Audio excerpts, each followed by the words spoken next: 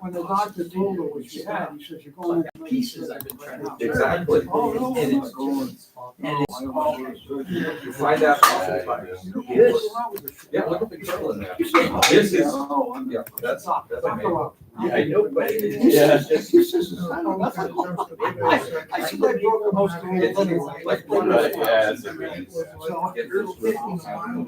finally, Another scene right next to it. she finally said, "Yeah, all right." Yeah. Oh, yeah, it's very, some of it is just very practical. Yeah, food. I got lunch, so I actually.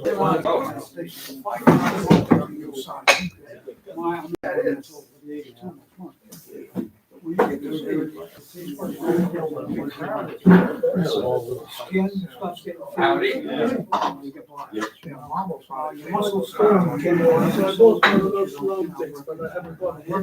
Oh, ordered it? Well, when we're getting here, you'll.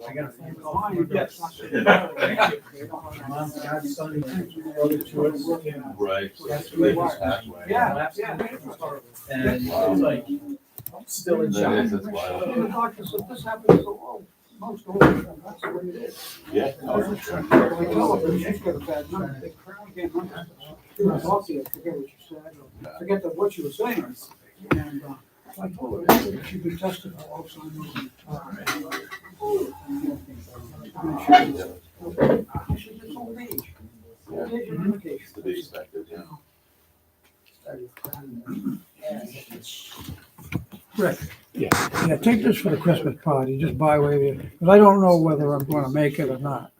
For, so you want me to do the sodas and stuff that you You can normally do do? whatever, Okay. whatever you wanna do. Yeah, I'll do the sodas and stuff just in case. Yeah.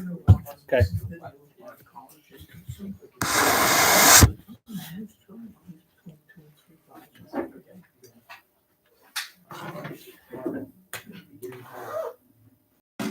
Oh, wait a minute, this doesn't do that.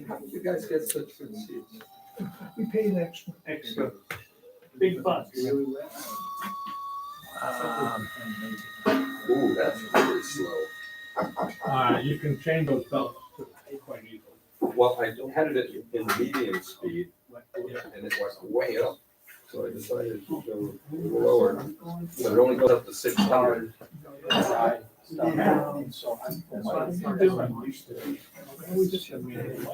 of the stuff, I mean, never listened, I mean, and it was the opposite. When I first time, it was all Yeah. So my first week's like, that's what I did. I said, cool. Yeah, it's great. Oh, man.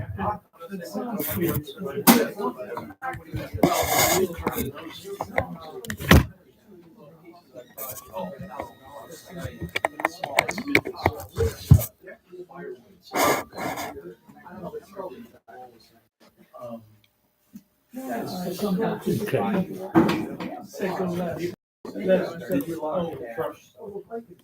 long, yeah. It is. When you do it, Like, yeah. okay, great.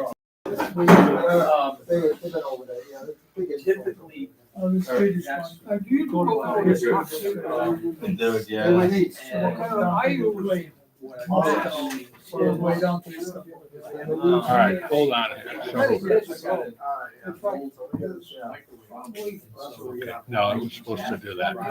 I confused myself. I got it. No, I got it. I looked quick and I was like, what happened to my newsletter? But I know what I did. All right. Just behind. Yeah, so the question is, how do I know? That's a different one. All right, I got it. It took me a minute. I got it. All right.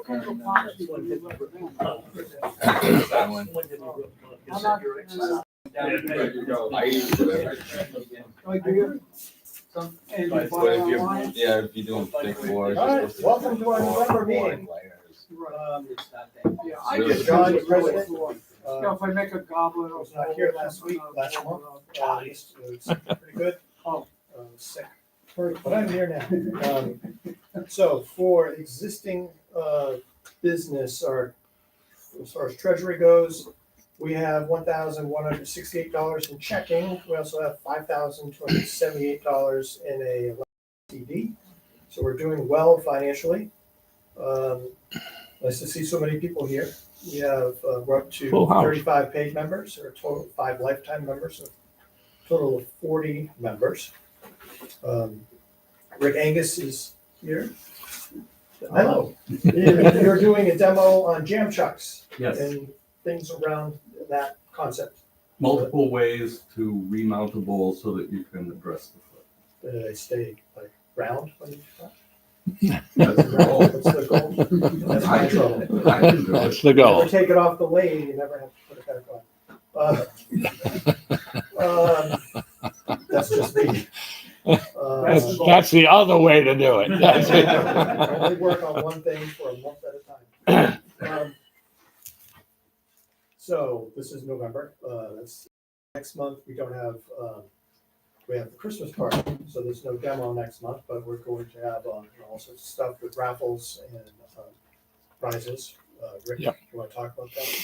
Yeah, so I'll go through the whole website, the whole newsletter real quick because it has everything that I want. Is everybody getting the newsletter? Did everybody get the newsletter? Jane got the newsletter. I know. Well, I found a way to get her to get it. Wow. So it took me, I don't know, almost 2 years, I think, right, Mike? Figure this out. So I finally figured this out, and I just want to go through it real quick. And it's also on Facebook, not this version, but another version. You just have to click on it. So the treasurer's report that John just mentioned. If you want to see last month's demo, just click right here. It goes right to the demo. Okay. Paul and Ross, they were at the Fine Furnishing Show, last month's show and tell pictures. Paul brought in this right angle thing. If you want to see it, click on right here and it'll bring you right to it. Okay. All these squares are active. Russ's show and tell, my show and tell, Pete's, etc. Upcoming events. What John was just saying, the potluck dinner, bring a dish, no demo.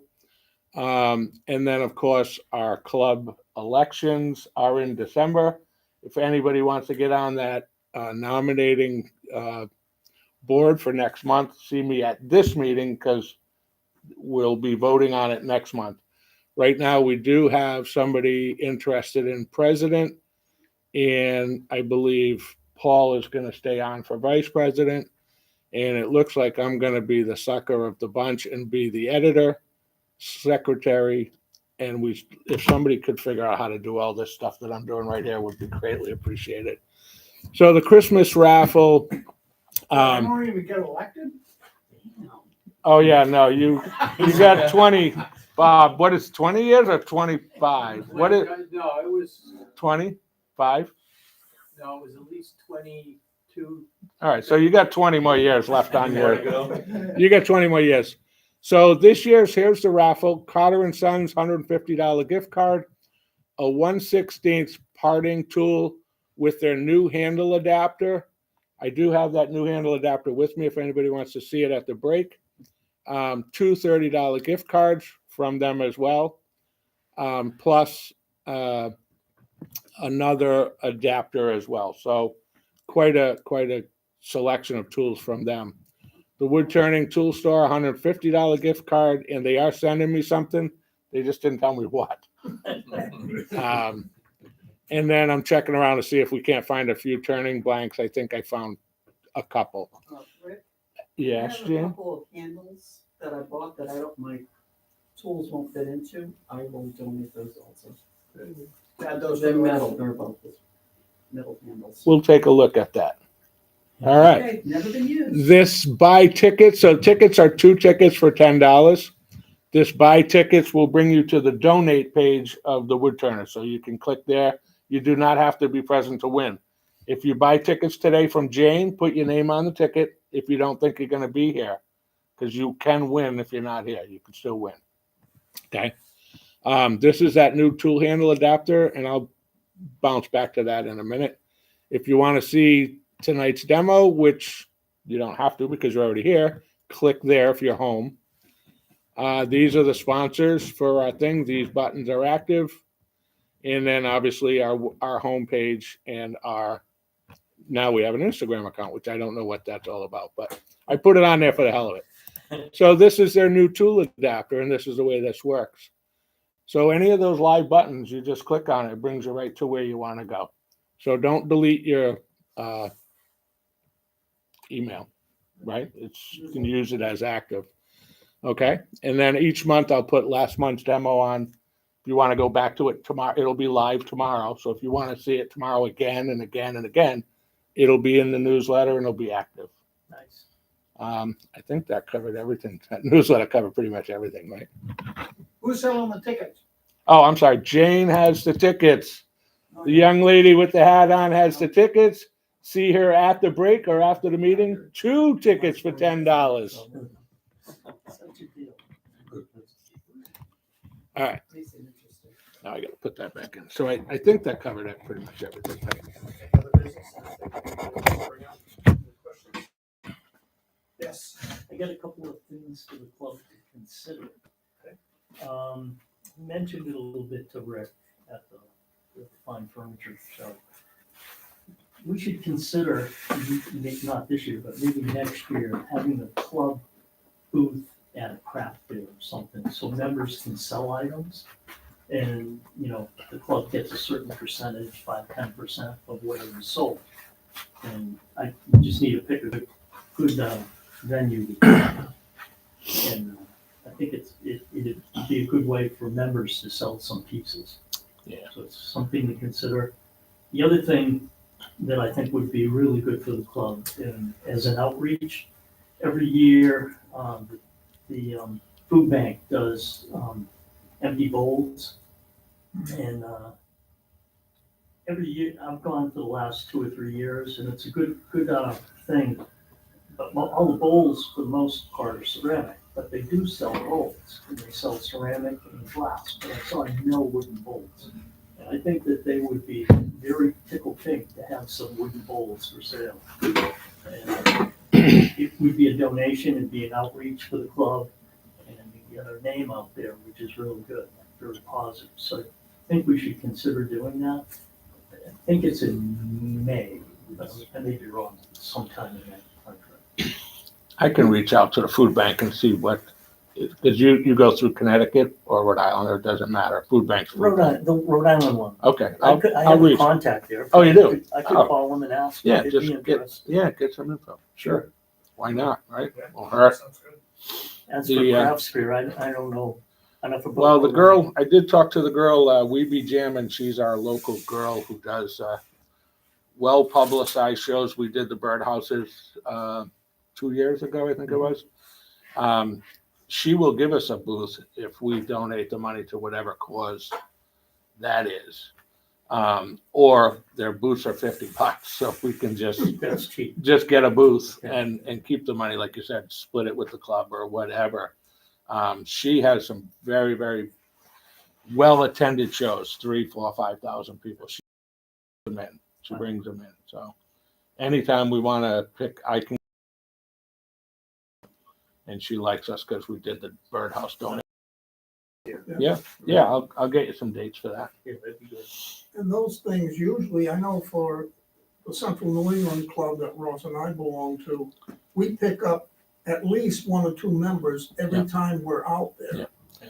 So we did the fine furnishing show, and thank you for bringing that up. We had a list, they were filling out a list.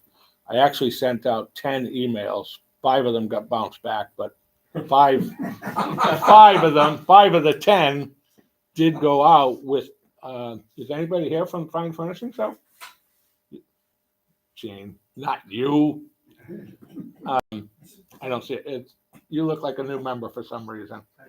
You are, okay, so we skipped over that. But I didn't go to the fine. We'll get back to you in a moment. All right, so, yeah, so there was a sign-up sheet. There was like 30 people signed up for, and I did send them our email, a blank, not this email, but a general email. I took all the financial out and ticket, can't buy stuff like that.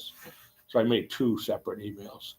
One for the Facebook where you could see what you need, but you can't use it.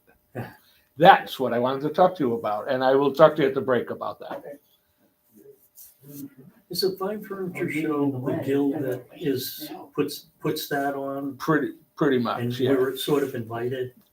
Similar to that, yeah, yes. I was just wondering because we're sort of stuck in the corner. Yeah, I well, was we, just gonna bring that up. when we got there was so much stuff from the guild that there wasn't enough room for everything, so I just let it ride, because all they want us to do is make sawdust. Yeah, that's it. We Right. did. And that's job what we doing did, that. Rick and But they should give us a more visible. well, table we do with stuff. have, and I'll take credit for that. I did not even think to bring our own stuff. We could bring our own stuff, put our own pieces on it and everything. But we had a 4x4 table Right. in the back, and they put all this big stuff In the on front. the table in the front. Right. And nobody could see our stuff. Right, yeah, I can fix that. That's, I don't want to say it was just a spur of the moment. I was like, hey, we don't need the space. We're just here making sawdust, so Yeah. take the space.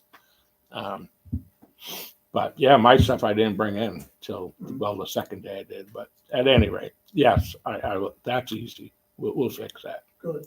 Another nice thing would be to have some pictures. They had a lot of pictures up of Yeah, furniture making, but it'd Yeah. be nice to have some pictures of people working on a lathe or whatever. Yeah. Or pictures of pieces. Right. Some pieces would be yeah. nice. I mean, I got all the pictures from, Yeah. John sends me every picture from every single meeting. I mean, I do have them, so we could spend a couple of bucks and make some. Yeah, I think it'd look nice. Sure. Dress up the booth. And we have to remember to do this next year. Of course. So we have to Yeah, well, the show's in November, so, but if you're gonna go out to outreach shows, you're gonna use the same, Yeah, it'd be Format nice to have each, stuff like that available. right now. Yep. Cool. Any other new business, old business? Welcome. Sorry, I'm out of order today. You want to introduce yourself and just say hello? Sure, I'm Ken Overley, I'm here in Providence. I teach at PC actually. I've been turning since I was, junior high. Tutored my dad on an old Craftsman lathe. But more recently, I've been building out a workshop in my basement and kind of getting back into it. I'm kind of a born again beginner. It's weird, I've been turning for 35, 40 years. But I learned about this and I need to be here. Exactly. Yes, you do. This is where it's at. So at this point, we usually go through and do show and tell. So we'll do show and tell. People can talk about their pieces. We'll take a short break where we can mingle, and then Rick will dive into the demo. So who wants to show their first piece?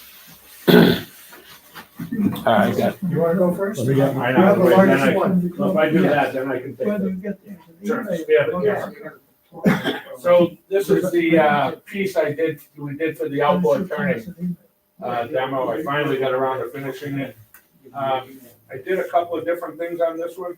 So the first undercoat is epoxy, and I used that color drops. So this is actually supposed to be white, but with the color drops, kind of almost made it look like walnut when it's actually ambrosia maple. So it was a kind of a test, and then what I didn't realize, it does make at least mine, it made the epoxy not work as well, but worked close enough for me. And then when I got to the bottom, I realized I ran out of color. So, so I had to use a different color, and I got I was thinking feet, so I left this large ring thinking I was gonna put the feet on after Chris showed us how to do the feet, and then I kind of like the ring, so I just left it. And, but I kind of like that epoxy color in that. I know Roland does some really fancy stuff, but this is just some drops to change the color, and I think this darker wood will help, because everything in my booth is light colored like ambrosia, so that'll help. That's nice. But yeah, it didn't come out as well as I had hoped for, but it did come out, so we'll go from there.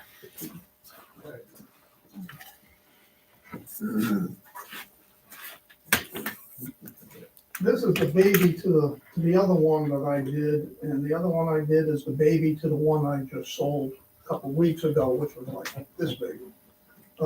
This is brown mallee burl from Australia. Very hard. Does cut nicely and finish very nicely. But, it's a little piece that I had. And if I can get my hands on more of it, I'll buy it. Paul, and can make you- more. Paul, can you walk that way with it, just just point it, thank you. Just so the people at home, Okay. which might be rolling, might want to see it. It's the only thing with this, you can't tell What who's is on it? it. It looks like something you need a hard-boiled egg out of. But I don't think that's it. This is something just to look at. Oh, okay. There's no functional purpose to it.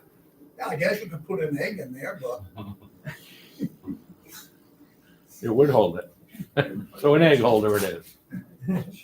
Thanks for that, Jim. Now we know what it is.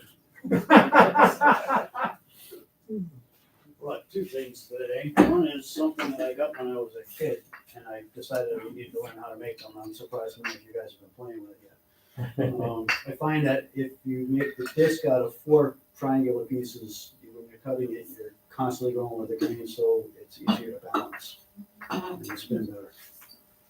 And the other one is I've been dabbling in the epoxy, and I had this worm-eaten chunk of cherry, and did the epoxy pour and added a little gold coloring, and this is what I got. And not perfect, but it came out pretty good. Did you do that with the rotisserie kind of deal? The rotisserie. When you put the epoxy on, Epoxy on.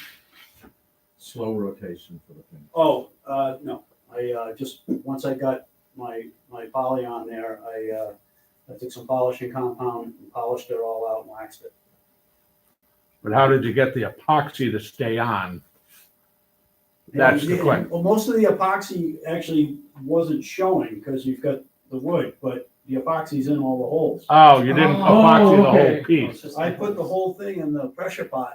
Okay, with Filled the, up the mold, oh, gotcha, okay, gotcha, forced it all into the nooks and crannies. gotcha, okay. And then when I turned the whole big chunk of weight, about 30 pounds. So what we were talking about, so my bowl, the one that I had there, it has an epoxy layer on it. And when you do that, you're just brushing it on. Oh. The bowl will spin for 4 or 5 hours on a rotisserie.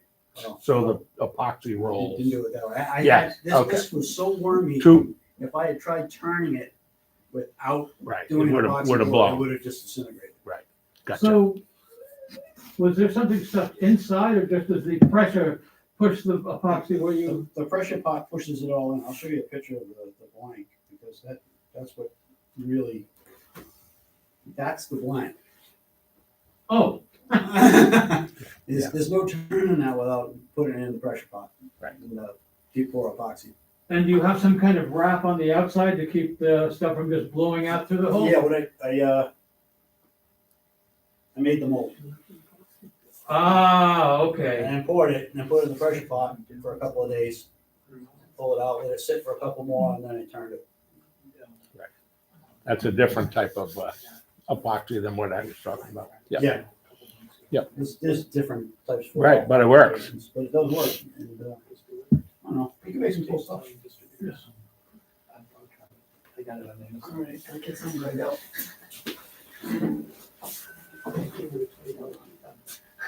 Who's going outside? Okay, this is cherry, another half of a cherry bowl I did before, but this one I put a rounded bottom on it because I'm gonna use it as a flower pot in a hanging thing. Hmm. But since I had to find a way, I also turned, but this is mahogany, so I could just sit it there. And it just has wax on it. I liked all the stuff in it. Yeah. Very nice. And the stupid tenon broke on me when I was working on the inside, so I have a swirl on the inside. And I tried to get it out. Did the best I could.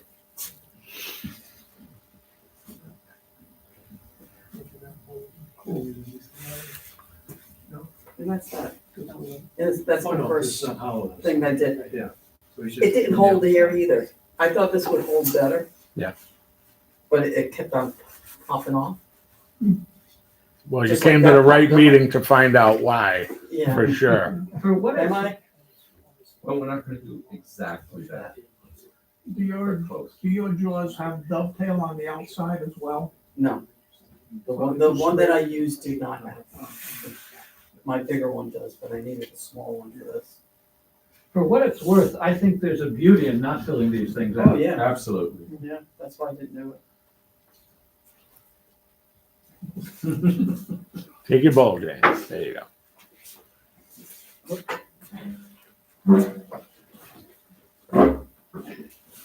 I think a couple months ago, I had brought in some samples of what I call the firewood maple from the wood that a friend of mine had.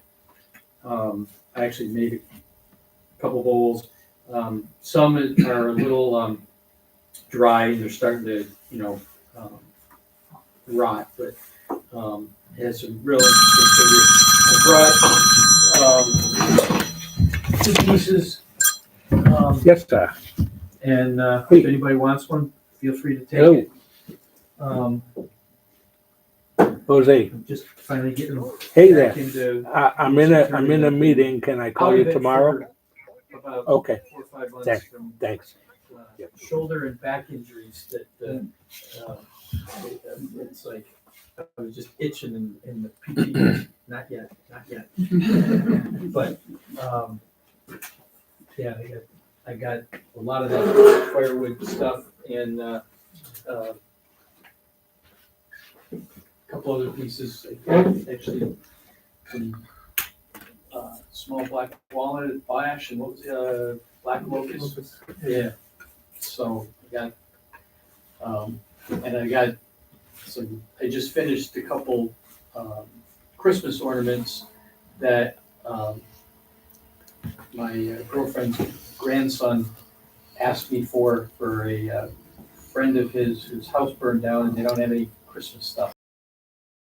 They have my girlfriend asked me for something. It was like, okay, I'm in.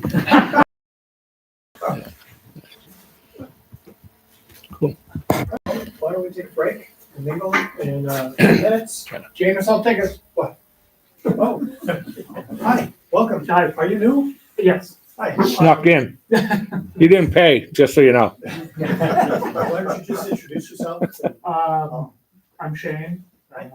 First time here. I'm a little late because I'm bad at time management, but yeah, we'll get into wood turning. What do you have for a late? A big old Delta that's at my dad's shop. Yeah, so, thanks. yeah. I was at Fine Furnishings. Aha! Aha! See? Yeah, there you go. Yeah, I was at the Spinning Guild on the store. In the booth. Wandered over, got some info. So that did work. See that, Russ? All right, at the break, don't forget Jane's got tickets if you're interested. Tickets for what? Christmas raffle. Oh. Oh, so this is the actual setup. You put your bowl out in there. So. That's the biggest one. I've only done about 4. How much did it take? That's just only a little bit. Steel present for I like. You get it. Come on. 2 tickets for $10. Yes. Sorry, I never. No. I had the boat. So I guess one day, the same rule where you go breathe out. It's kind of shallow. It's a guideline. I made it. How bigger it is, the stronger it comes out. But I can put it back on. Very small. I just wanna let you know. Better on some power.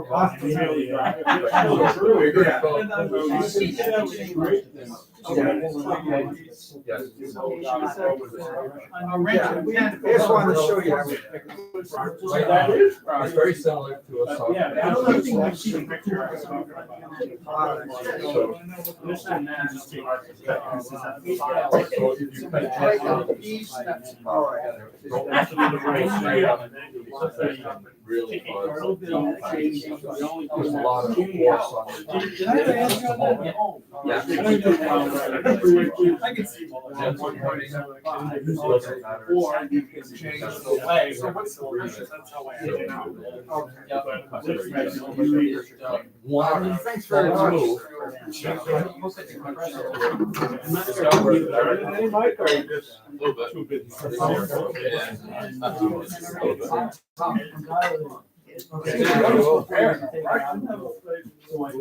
Oh, now we can. Where you been, old friend?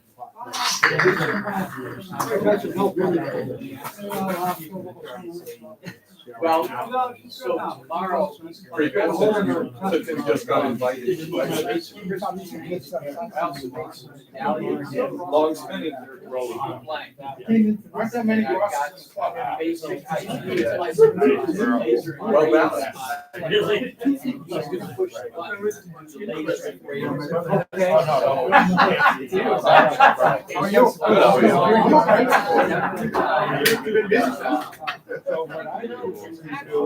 It's good though. At least you weren't furloughed. Yeah, well, I'm being able to take time off. Yeah. It's been interesting. What is the record for 11? Okay, this is, I've been watching on YouTube. Kind of got it figured out. Yeah, it's pretty good. It's just, At least not spend $170 for a Zoom every year. right. The tough part is he doesn't move the camera around. So like John's talking, you can see like tear down. You know what I mean? Yeah. So it's kind of like, come on. One step, but at least you're still there, you know, we can still get You get all you have. No.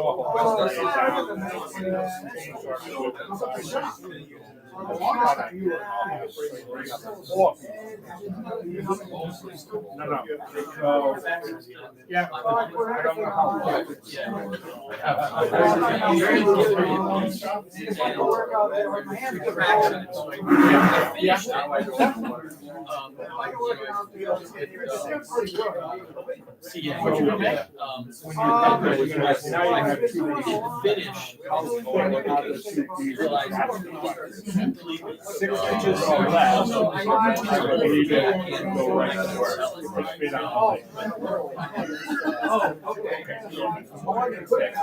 Now I stop the same point.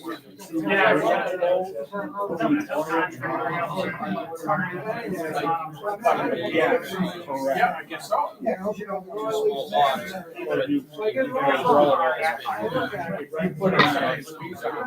Even though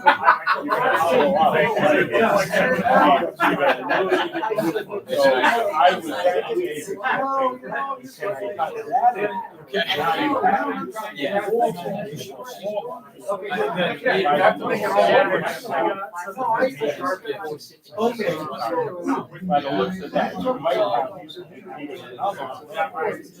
So first, you gotta.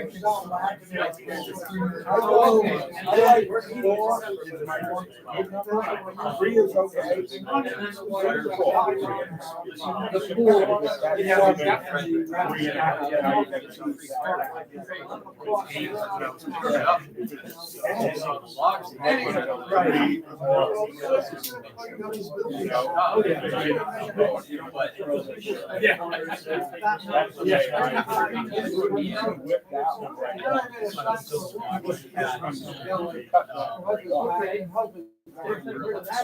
the other side of the skin looks like the chainsaw could go right around or even this way.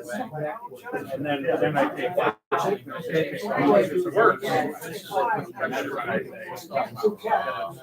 have you, the old new backwards, another one. No, now, he makes some nice fur. Oh, yeah. Oh, yeah.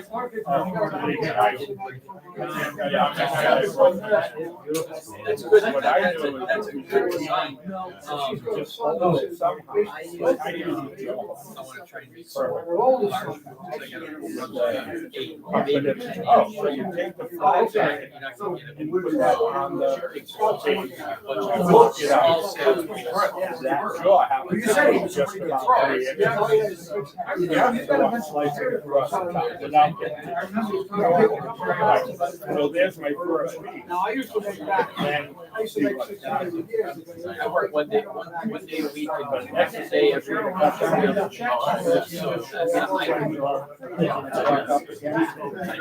literally turned. You have a duplicate? Then you have, so you got two. Yeah, back, and then just, the same. It might even be.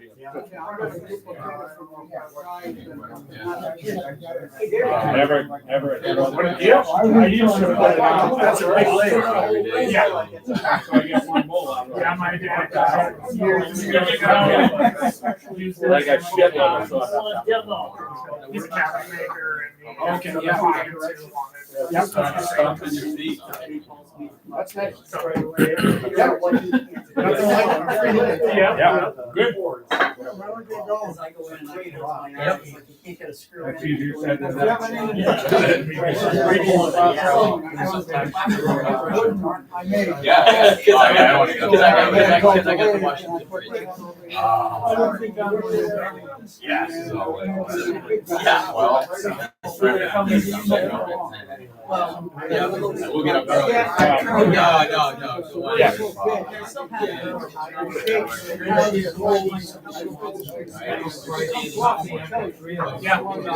You can take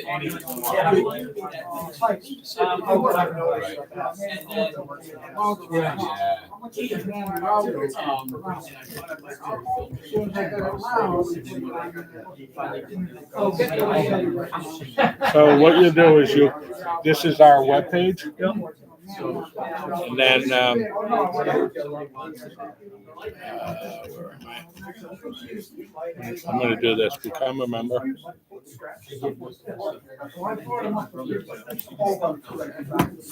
What's your email address? My name Lennart Nilsson.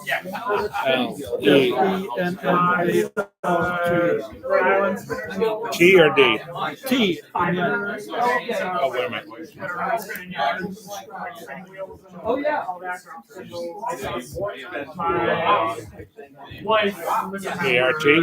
Yes. Yep. NILSSON@cox.net. Is that down at the Opera House? Down in Carolina? No, this is a Weaver School. So it's gonna send you an email. You open it, then you have to go click subscribe. Then it's gonna ask you 3 other simple questions. Just click yes, and okay, and you'll subscribe. Okay? I'm gonna send that to you right now. They do. If you didn't get it, that means I typed your name in wrong. Right. All right, so we're talking to Jane about taking how whoops. You did it through paper. Yep, so I got your biggest problem now. I can't find anybody who's got.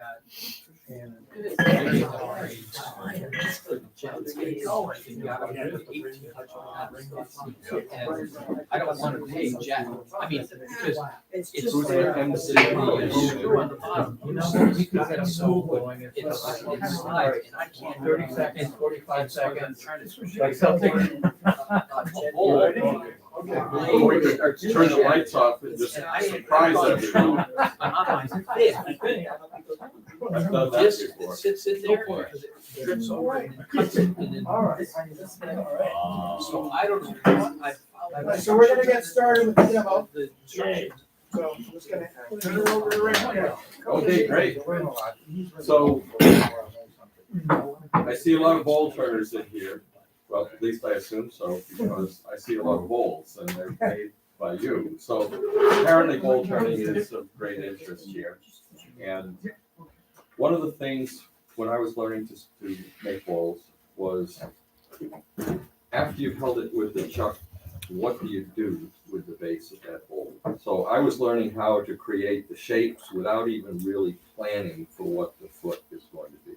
And so tonight is to look at 4 or 5 different ways to approach finishing off the foot. And you can use those in your planning from the very design stage, right from the beginning, to know what method you're building the bowl for. So would anyone like to volunteer what type of a method they use for finishing the bottoms of their bowls? Taking the foot off? Yes.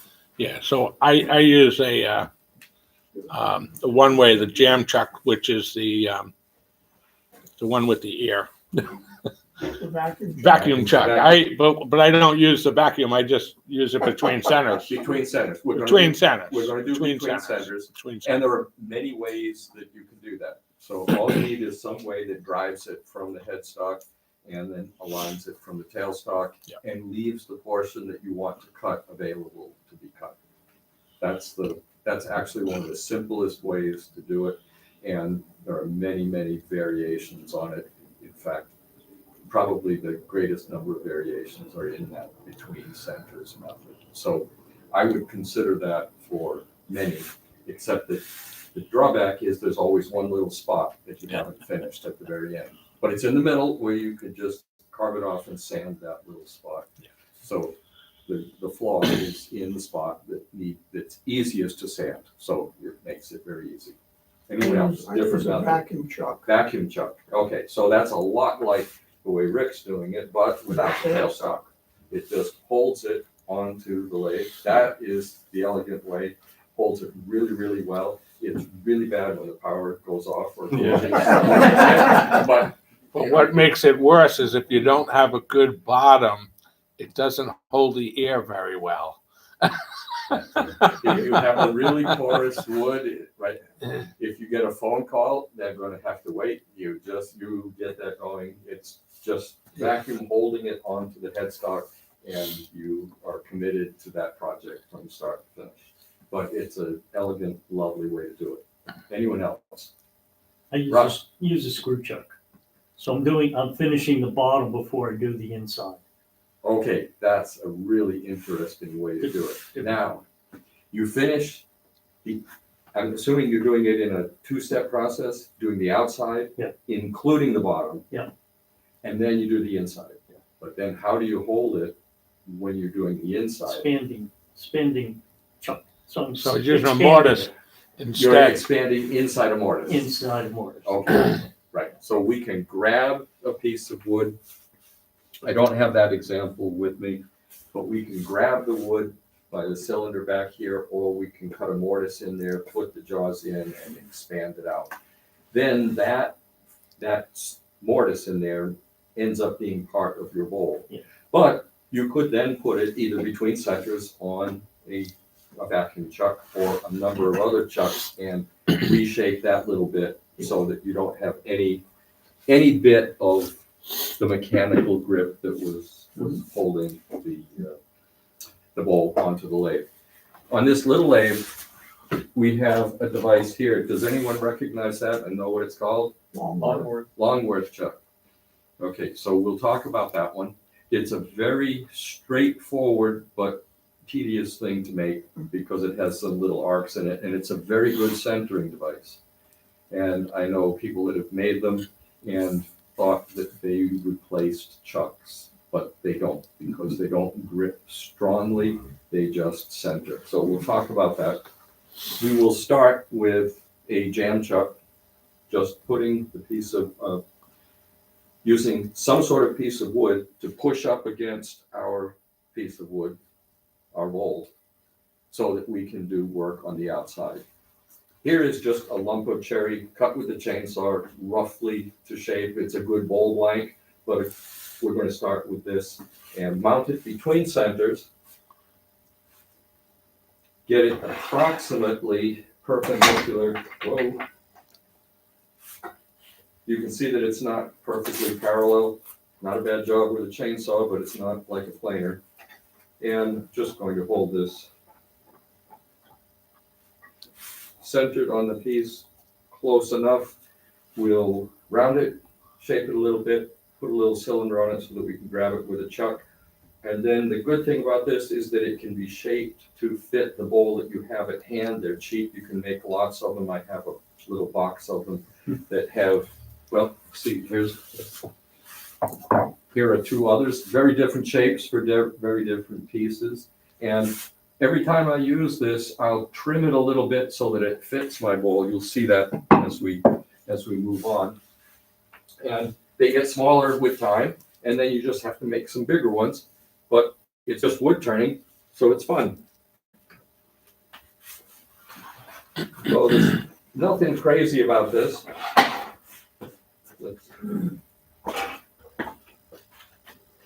Oh,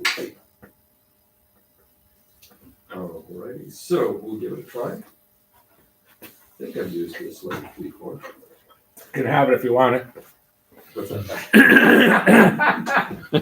It can't be that bad. Will you let me know at the end of the demonstration? All right. Fair enough. On we go. It's noisy. Yeah. That's the good part. All right, so fairly standard bowl gown, swept back, based on the Ellsworth profile. I'll just run straight to the left. Whoa. A little more pressure. I was commenting how I liked this lever, but I don't think it's holding that well.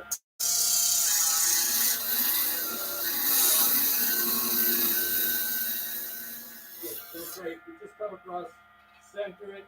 Now, because it's handy, I'm just going to use the side of the tool as a scraper.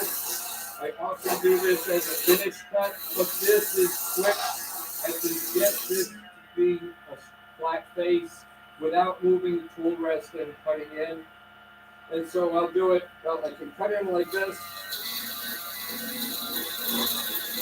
Do a much smoother job of cutting, but I need to put the tool rest right about here in order to continue doing that. So instead, we'll just scrape some of this stuff off because it's convenient and time consuming or time saving. Now, we split a little piece off of there. How much is it going to hurt us? Not at all. Okay, that's great. Just a little crack in there from drying process.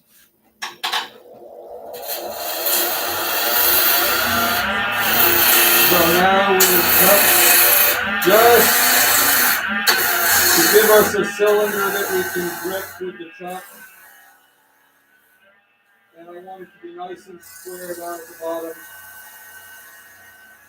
So while the fluid on the side is very inefficient, it makes a very nice square joint right down in here. Good view right here on the camera? Yep. Okay, excellent. So I can't see it, so we'll trust you for that. I can grip this with the chuck now, and then it's wisest at this stage to put the final shape on when it's in the chuck. And in that case, even this cylinder can be very wobbly. It doesn't even have to be very clean or pretty. We're going to grab it with the chuck, shape it, make it perfectly concentric with the axis the time we use it, finish using it, throw it in a bucket. Next time, you might just reshape it a little bit. I might true it with a scraper, and we can use it multiple times. Okay, that doesn't usually just stay on there. That was just kind of cute.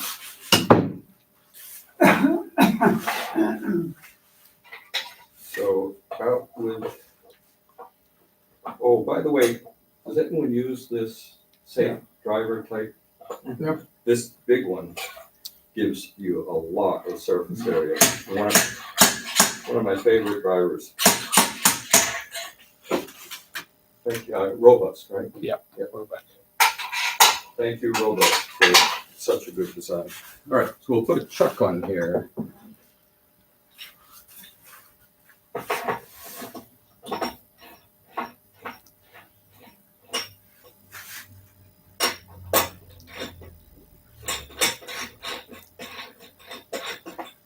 Drop our piece in here. Right, push right from the center, register equally against all four faces of chuck jaws. Give it a little snug. Go to the other side. Now we have something that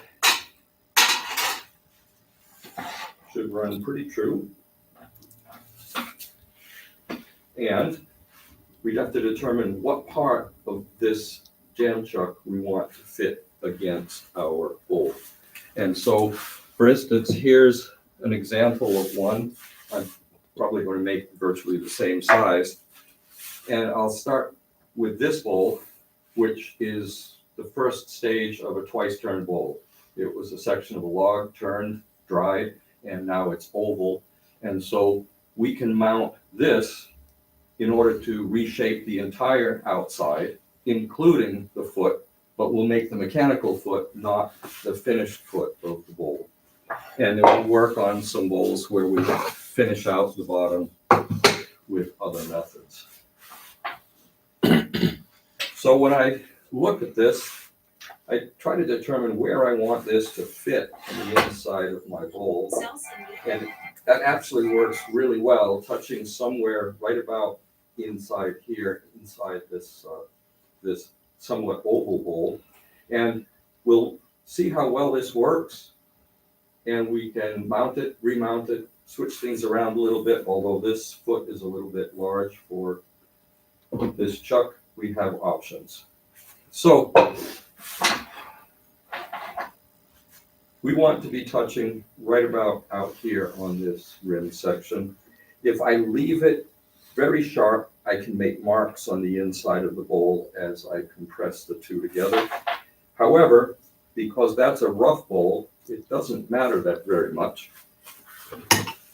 But we want to make sure it's true for this moment. It's not bad.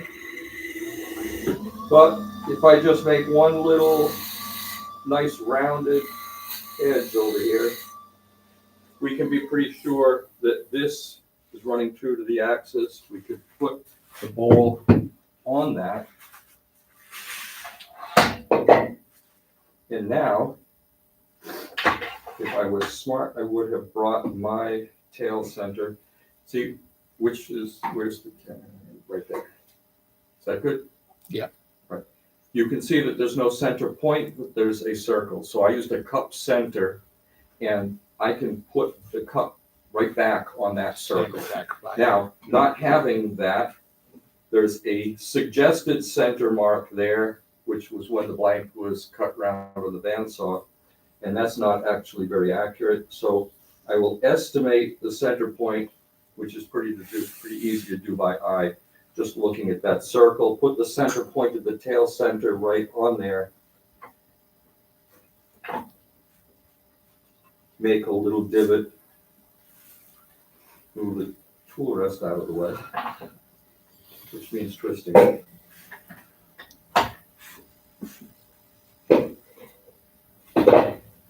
And you're probably thinking, well, gosh, how well is this going to work? Putting an oval bowl onto a round jam chuck? And the answer typically is it depends a lot on how well the mount is back here. And I have a pretty tenuous joint here because I've left this little stub on here. Let's see how well it works. It's, Glad you're sitting in that chair. what's that? You paid extra for that. It won't go far if it takes off. And it usually goes backwards, not forwards. All right, so Wonder how I know that. you read it in the newsletter. I did read it in the newsletter, yes. There you go. So I'll rotate.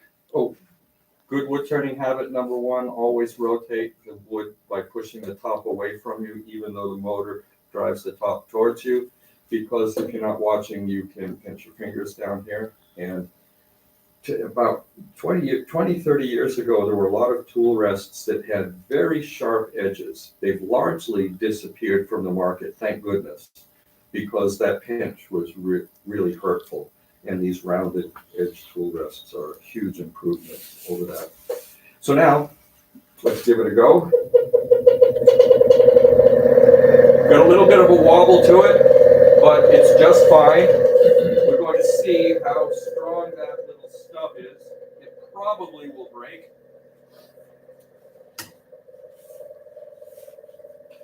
So right now, I have a couple options, but the first thing that I want to do is round the outside of this bowl and reset the cylinder to be grabbed by the chuck. This was left pretty large. I won't be able to put this piece in that chuck unless I make it a lot smaller. But this is largely just to show the jam chuck technique. I'm not going to finish this bowl. If I did, it would be a nice evening, but we wouldn't actually get to see as many jam chucking methods as I would like to show you. So we're making a straight cut to the left, raising the tool handle, bringing the tool over to flute close, very inefficient, leave a nice square shoulder there.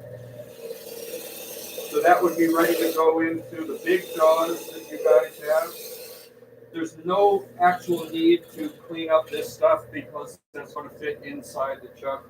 Won't hurt a darn thing. I can just start removing some of the outside here. Right now I have the bevel guiding. This is oval, but it's not enormously out of round.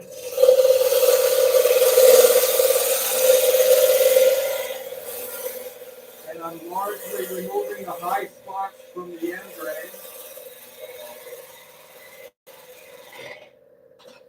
And I can come back and do just one nice little sweep. Well, I said one, but I'm going to take two.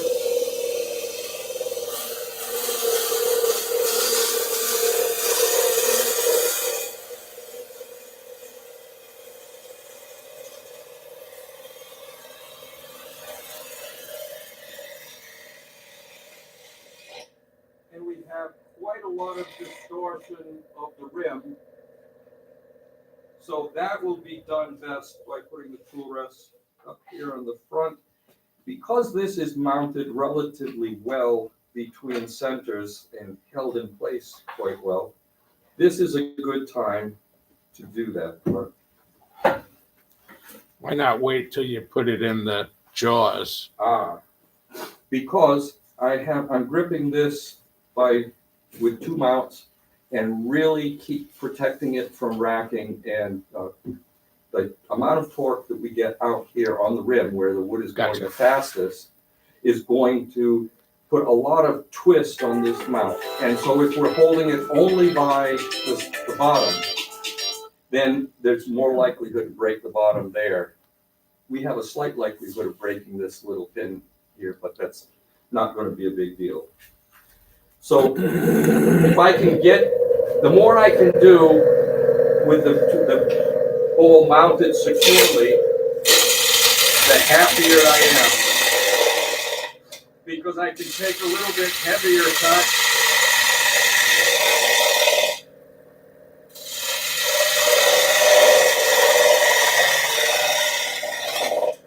And pretty soon I'll have this top reasonably flat. But there's a fair amount of wiggle in here. And in fact, I think this is holding up pretty well. But what I often do, and as the bowl gets larger and larger, this becomes more important. I've made the cylinder. I can grip this with the chuck now, but I'm not getting a really, really solid grip because I'm only touching the jam chuck on the two end grain portions of this bowl. And so there's a little tiny bit of wiggle to it. If I get away with it, I work with it. Otherwise, I take this apart, put the bowl in the chuck, take the jam chuck out, put the bowl in the chuck, do a quick pass on the inside to make it round, put the jam chuck back in, put it back together like this, and now it's a really good solid grip. So it's going pretty well here. I can finish this out with a scraper. Does anyone here use a card scraper? Or what oftentimes people call a hook scraper? You know what I mean? This is a flat scraper, and I have sharpened this by grinding the front face. It left a little bit of rubble from the grinder. We often call that a burr. I then flipped this over onto a piece of sandpaper and moved it back and forth and removed that burr. I then put a burnisher against here and pushed very hard. The burnisher is much harder than the steel. And then I rolled that rather blunt point into a little razor edge that points straight up. And this is like one of the best cutters in the world. I'm going to leave the tool rest kind of far away from the wood. I'm going to drop it so that I'll be cutting a little bit below the center line. And I'm going to hold the tool at a 45-degree angle to the tool rest, because one of the things to really notice when we're turning wood is that we're carving in two directions at once. The bowl is spinning, and that makes a circle. And then I'm moving the tool to the left, and that's a longitudinal carving cut. So I can make a single carving cut like this. You didn't see much of a shaving, but I can cut directly to the left, and I can cut a perfect circle without moving the tool. So if I have the tool facing up, it's easy for the rotational wood to go into the flute. But if I move it side to side, it's very hard for the longitudinal cut to work. If I close the flute, the wood from the rotation doesn't go into the flute very well, but it's perfect for the carving cut. So if I set the front edge of this tool to 45 degrees, it accepts wood from the carving and from the rotational cut. And I'm going to do the same thing with the card scraper. So this is sharpened like a card scraper. I'm going to touch it to the wood, adjust the angle a little bit until that knife edge is smooth against the surface.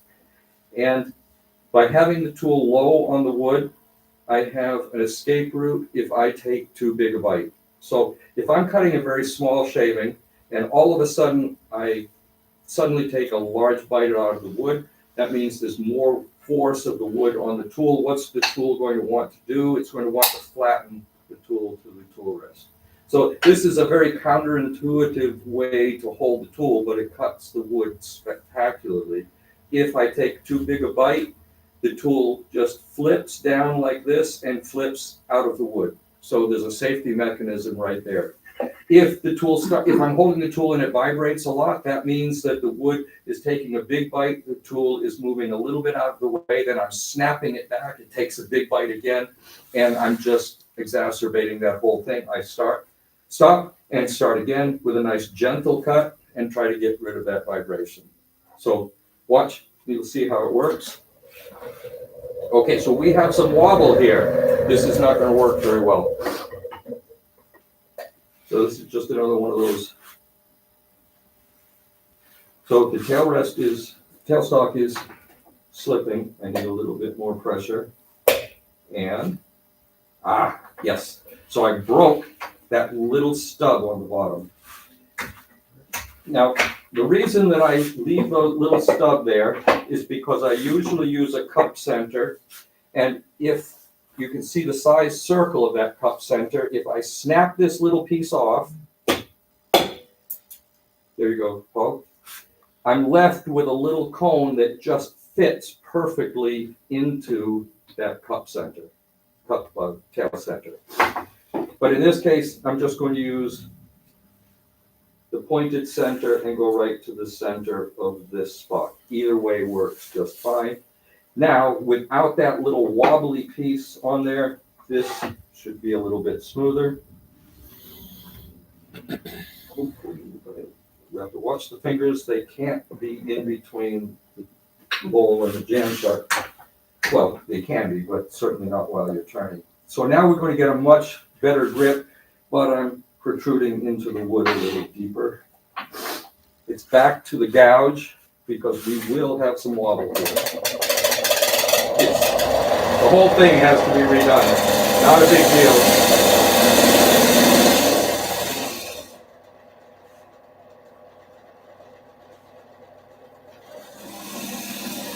I only need a small shelf right here for the chuck face. So I'll do the outside shape.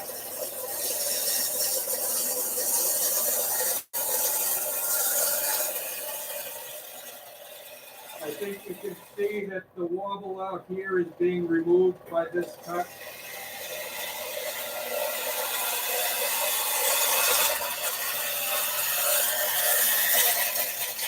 There's a little flexibility out at the rim. You can hear that bit of vibration.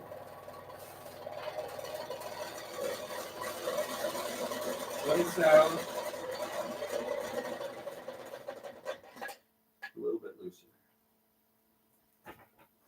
So now to the scraper. Okay, took a long way to get here. I thought you might like to see this scraper.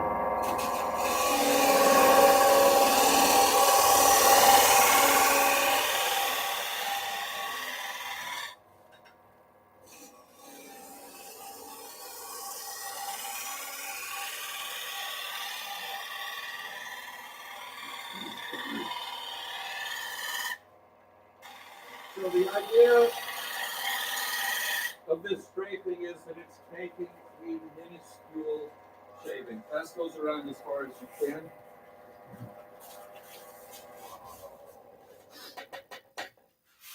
And this is basically, well, one more pass, you can see a couple little bands where I wasn't perfect. So I'll use two hands, I'll get a little bit better surface. This would be ready for, say, 180 grit sandpaper.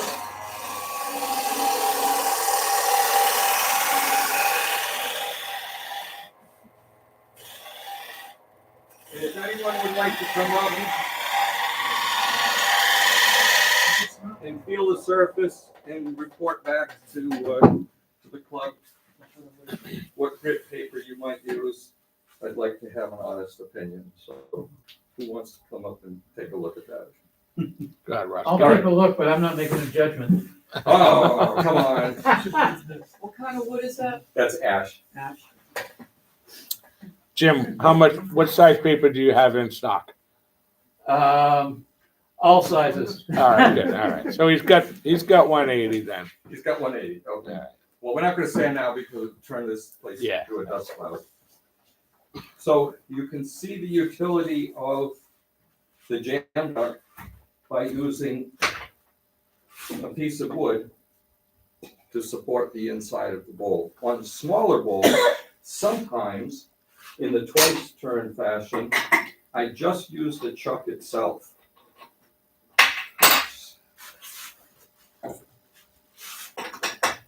I can expand the jaws. And then I can actually get a little bit better grip because I'll set this so that the end grain is running up and down. You can see the oval. It's narrower on the sides, longer on the top and bottom. I set the chuck jaws up like this. I push directly against those chuck jaws. Now all four jaws are touching, which is actually a better grip than the round one. But if I finish the inside, then the round one is much better. So that's a simple making a jam chuck and twice turn bowl with a block of wood on the inside. There are other ways to do that. When you have much bigger bowls like this, I have often used a bowl as the jam chuck.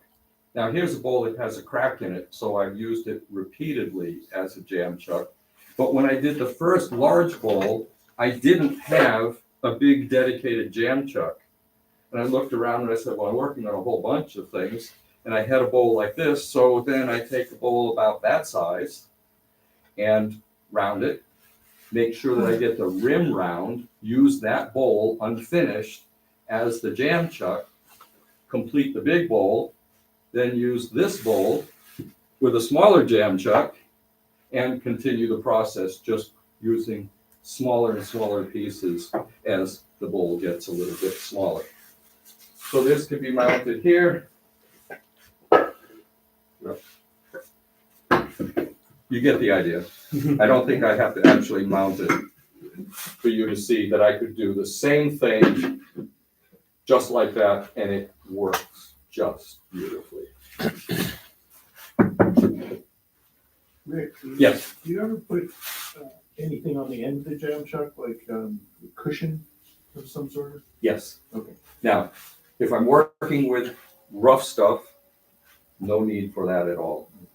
When I'm doing finished work, then I put an interface in between the two. Let's just take a look at one more jam chuck, and I'll get back to that. Who knows where I put the chuck key? There we go.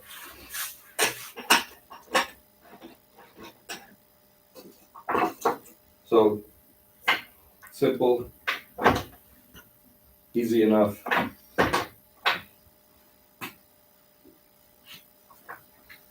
And on it goes.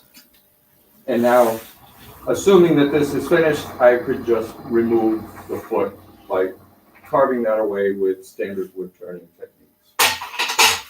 So having a bunch of these inserts for your jam chuck gives you incredible versatility.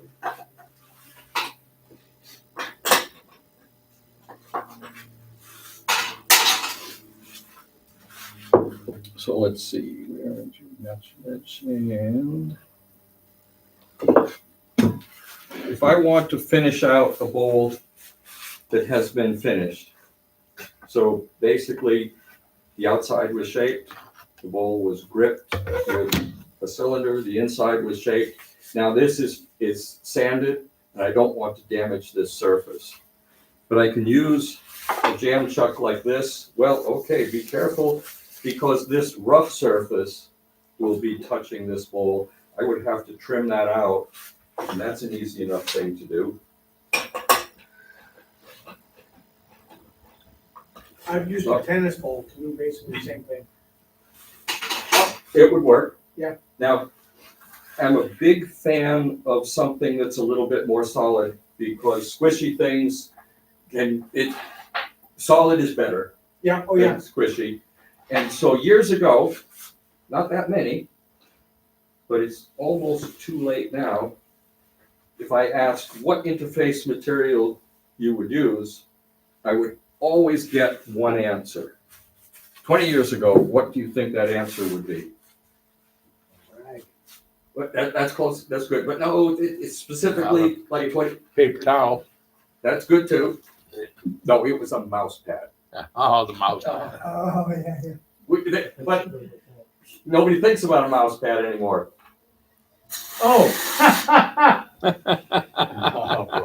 Okay, but it's so squishy that when you put a mouse pad interface between the jam chuck and the bowl and you compress it, there's a little wobble. It's compliant, but you don't want it to be compliant. You want it to be very rigid, but not abrasive or damaging to your bowl. So didn't think that a mouse pad was part of our lives 20 years ago, and it's a rarity now. I still have one. Somebody said they used a golf ball. For a very Basically the same thing, yeah, to hold. for a very small thing, Yes. that would be perfect. So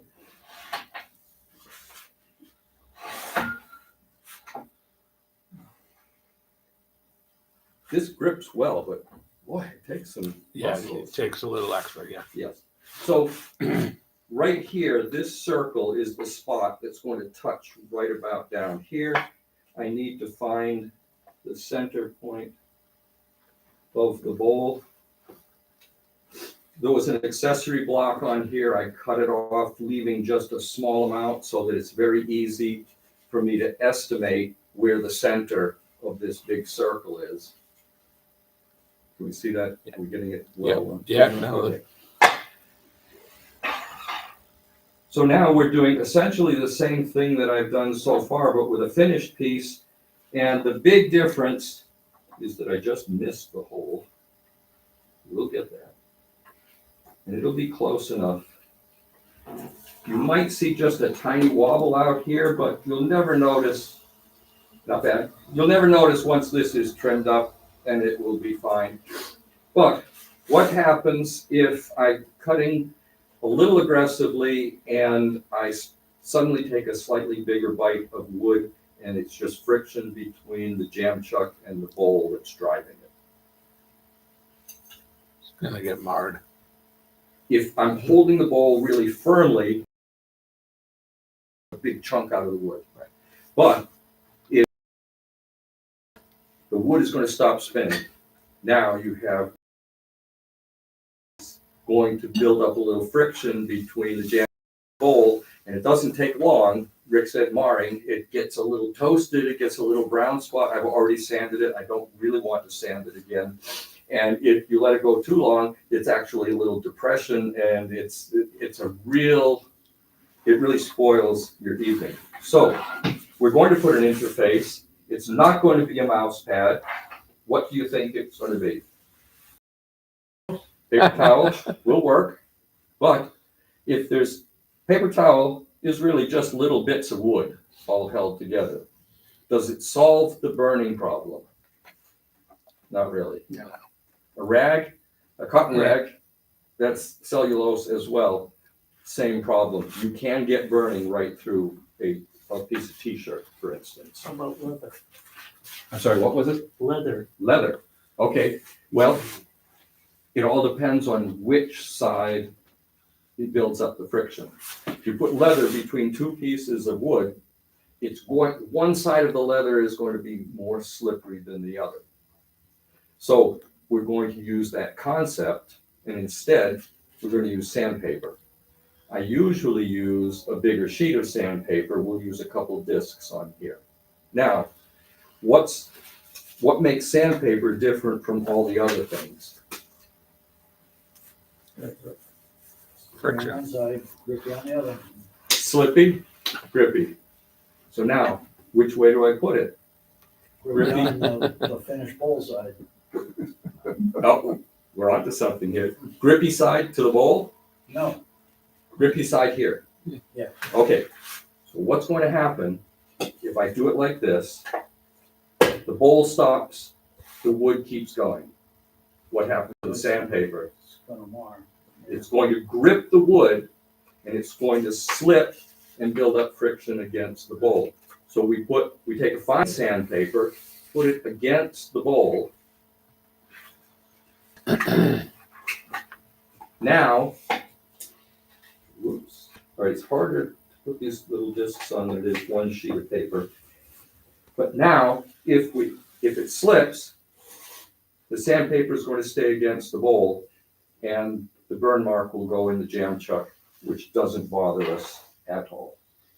Yes, we're done.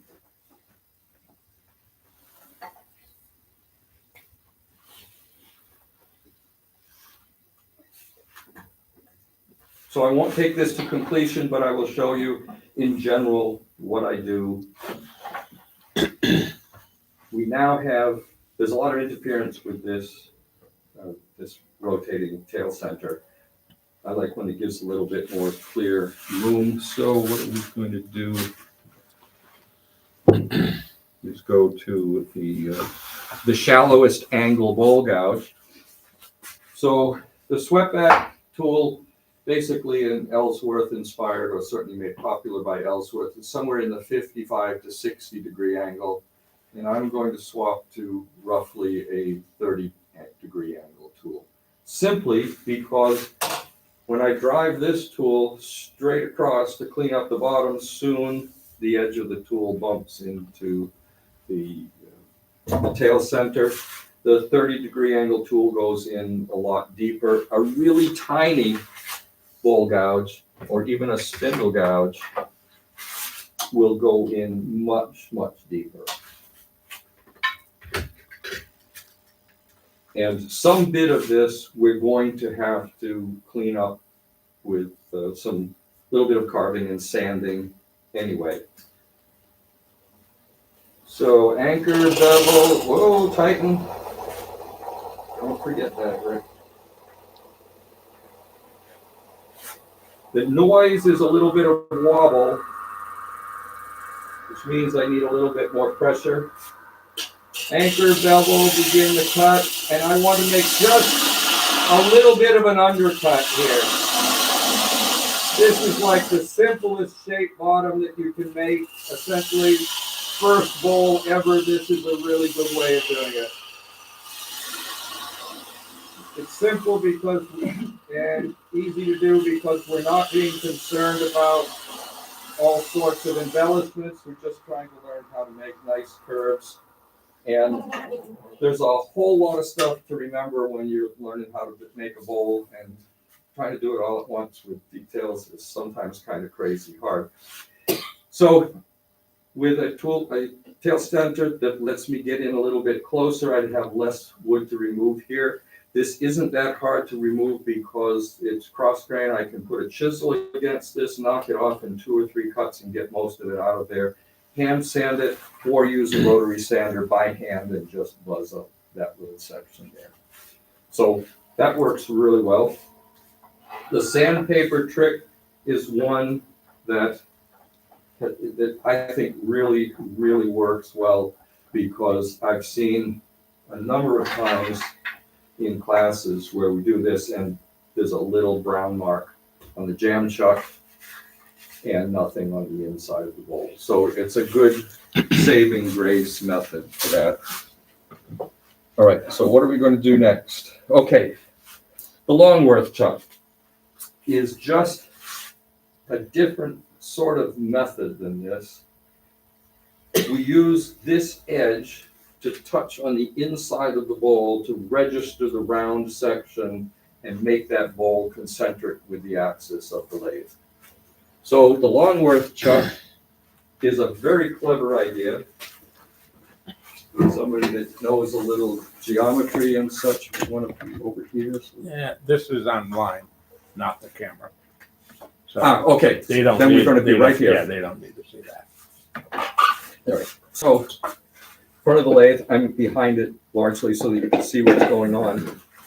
You can see a series of arcs along here, and the plate behind it has the same arcs but reversed to the opposite direction. So as these arcs cross, as you twist these 2 plates, and there's a little finger hole there, I can move the intersection of those arcs closer to the center and farther out towards the rim. And that sets these little rubber bumpers to a certain position. But I would need an enormous amount of force to push this tight enough to grip it like a chuck. So it is merely a positioning tool. Oops. And wouldn't you know, there we go. Maximum size you can fit on here. So now I would just squeeze these together until it's tight and then gently start tightening the wing nuts in the back.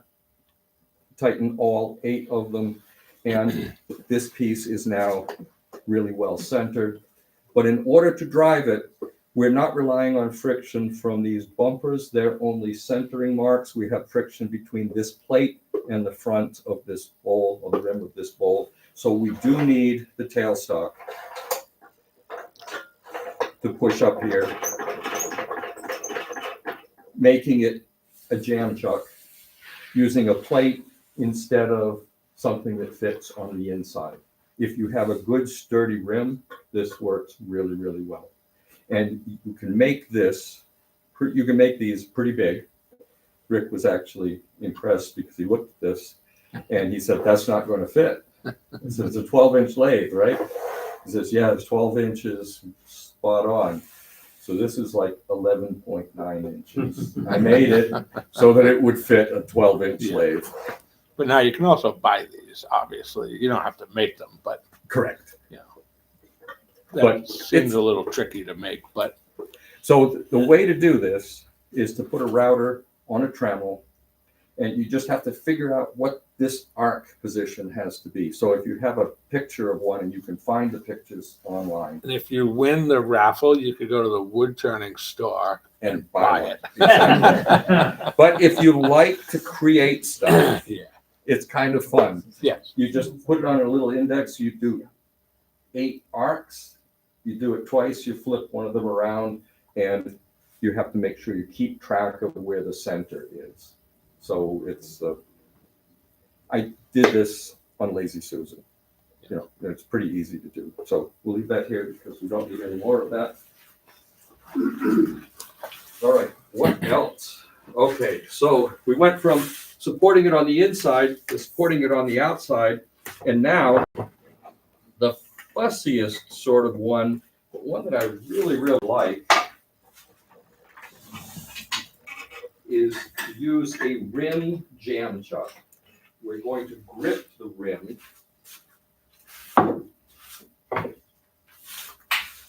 Oh, and then we could work on this a little bit more, so that's really cool. If I can grip the rim right here and squeeze on it, then I can access this without the tailstock. I can always use the tailstock as support until I get to the final cut, which I often do. But I can get a really good grip on this. In fact, this is the method that centers, I think, the very best. And the chuck is going to be made to fit this bowl by a sort of trial and error process. Don't let it scare you. It's actually a pretty easy thing to do.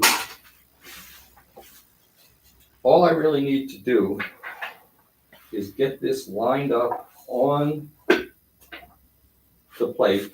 Now, it's going to be the friction of this plate driving this wood spinning, which is very much like what we saw over there on the Longworth chuck, except we're using the tail center for the absolute centering method here, whereas you put that in a Longworth chuck and then you can bring a center up there and you can actually take this point out and put a blunt piece of wood against it, because all you need is pressure to push against it. So here, one of the detracting things about this, if you use the point, is that that point will start to burrow its nose into the wood.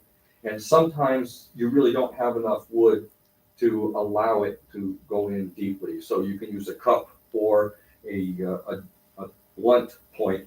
I've seen people use golf balls and they drill a hole in them and they fit them over certain style rotating tail centers, and it works really well as a pressure point on there. It doesn't scuff because it spins at the same rate as the bowl. But what I'm going to do with this little piece of a particle board is to cut a mortise in here and then jam this bowl into that mortise and use the friction inside the mortise. So for right now, I'm going to make an approximate circle on here. And this is where some people think this is a little bit on the hokey side, but it works really, really well. So this is very handy. It is handy down there, yeah. Yeah. Because the lathe won't handle a bowl that big. We've already tried it. Didn't you do that one? Ish. Ish. Very slowly? It came in round and it left just as round. Okay. Yeah. Okay. Yeah. So, this is one of the world's dustiest materials. Yes. When you cut it, so somewhat apology for that. I am going to cut in the most brutal way. I'm just going to cut in with a parting tool. and make a straight mortise only maybe an 1/16 to an 1/8 of an inch deep, just enough to grip the edge of this bowl. Now, if your bowl curves in very much, this method becomes a little bit more difficult, but it's great for a rim which is largest diameter on its very center. Now, this could be very disconcerting to some people because it's wobbling. This piece has not been used before, so it's very easy to trim this.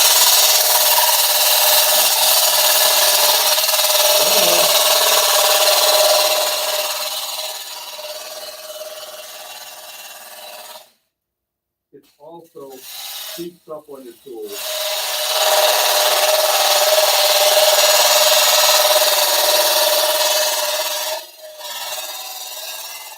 That was a sharp tool. Let's use the Super Duty Robust tool. It does a bit better job. Okay, so now it's round. It's not distracting you.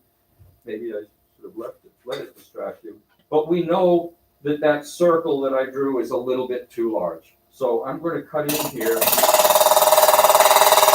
we have to go through the laminate.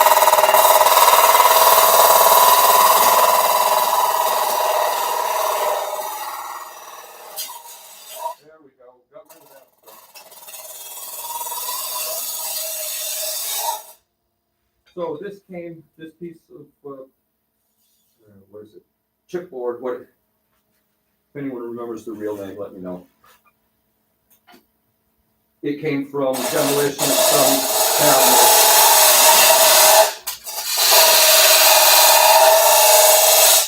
And oftentimes the demolition only has the laminate on one side, and I put that side against the chuck. That's very durable, and it's a lot easier to cut in there. I kind of forgotten how difficult it was to cut that. So I placed this on here, and you can see I definitely have to come a little bit larger. I'll put one side in, touch it over here, estimate the difference, split it in half, cut that amount off. Oops, in the next cut. Good thing it's a kitchen bowl. It's going to hit the floor. Thank you, Paul. Going to hit the floor one day in its life anyway.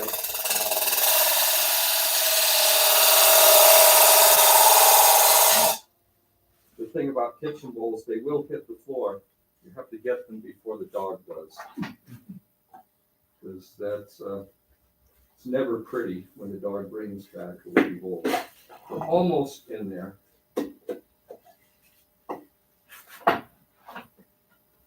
I'll often leave the tool rest out a little bit like this so I can do the testing without moving the tool rest. We do this in a lot of the beginning classes. And at the end, people ask me, isn't this there a better method? And I say, well, when you want it to be really accurate, this is about the best method that I know. So it is close. Did you see that a moment ago? The tool just twisted a little bit to the left towards me. It just made this a little bit too large. I'm going to go in a little bit deeper. And we may have to pull out our secret weapon.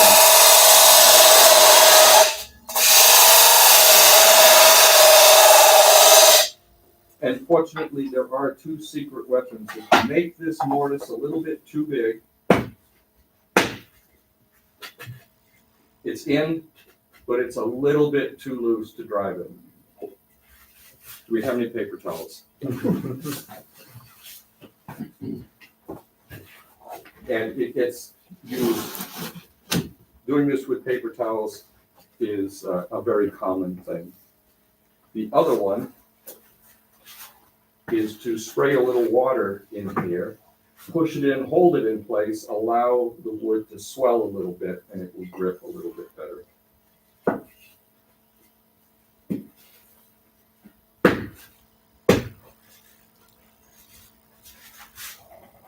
There we go.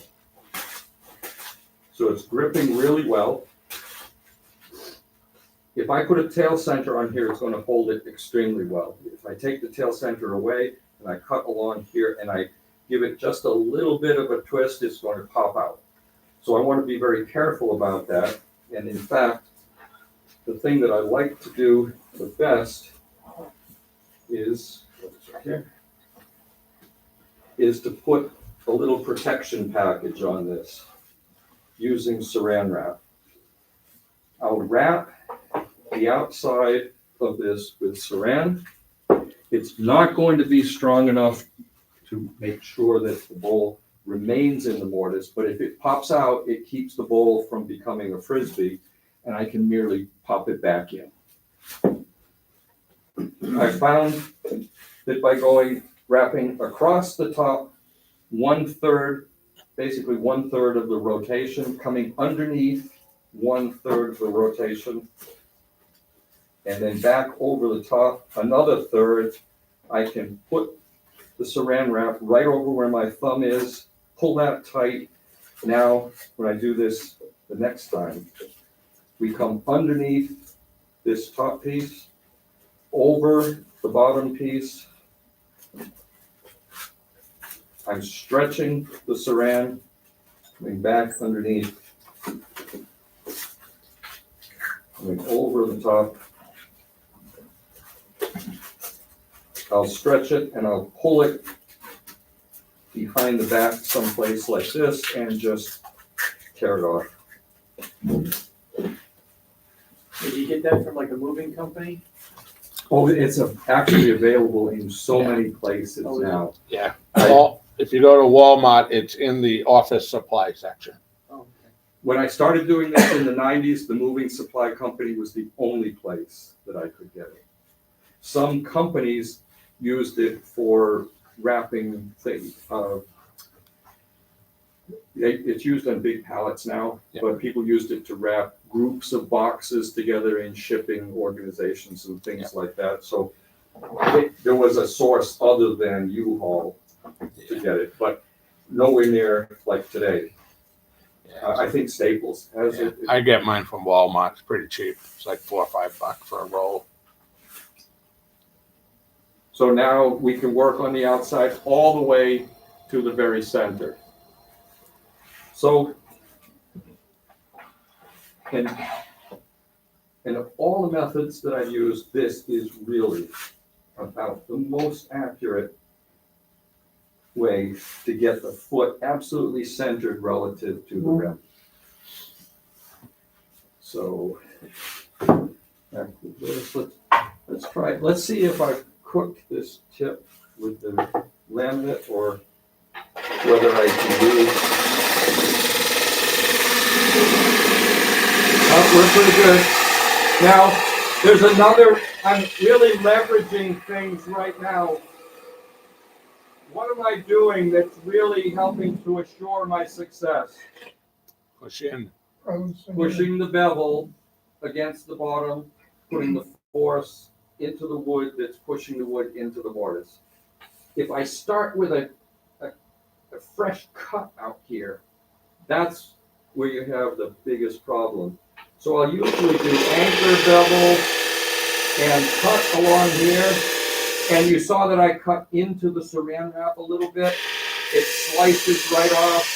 If some of it is in your way, you can slice right through it.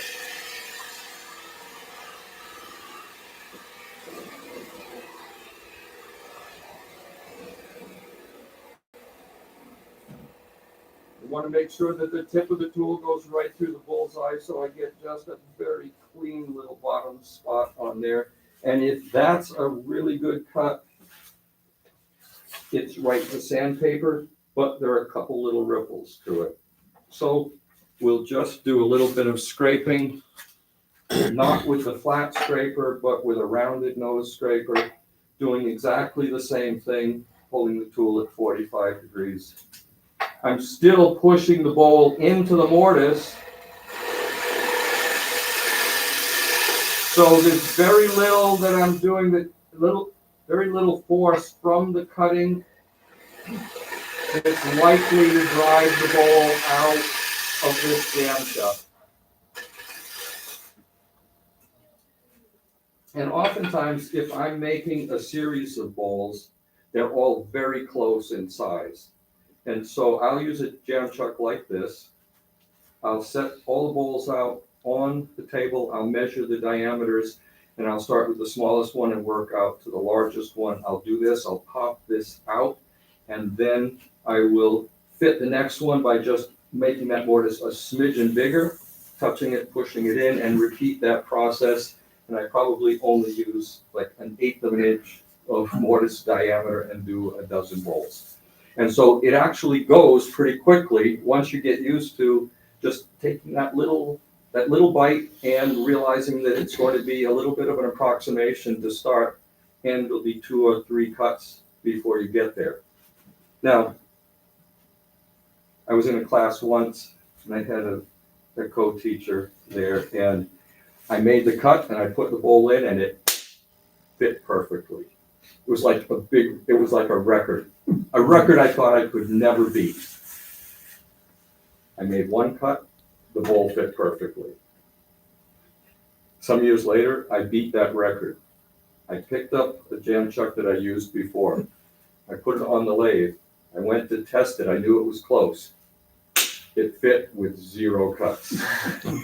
I never, ever imagined that would have happened.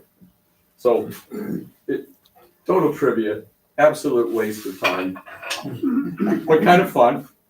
Okay, so this is done. What I would do now is sand this, oil it, and finish this piece off. And so I'm going to leave this one, we'll leave you hanging with anticipation by setting this one aside, but fear not, because we have another one.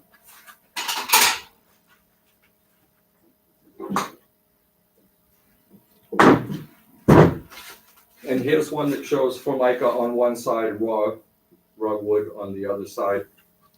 Much easier to cut into that. This one has been finished. So now we peel off the saran. And you might be thinking, oh, how do you get it out? Because the bowl is round and smooth and a little bit slippery.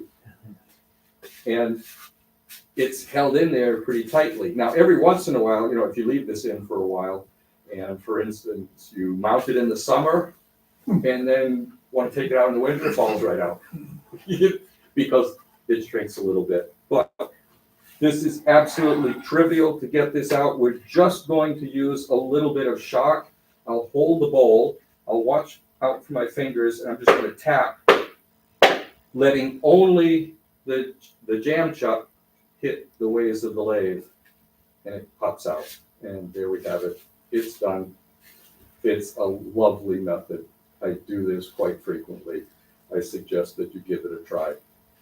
Another type of wood that works really well for this is poplar, because it has so little grain. It's soft. It's softer than most of the woods that you're going to work. And I've never seen any significant damage to the rim. Nothing that just a little tiny bit of very fine sandpaper around the edge will feel like baby skin again. Who's going to try this method? So I'll tell you one thing.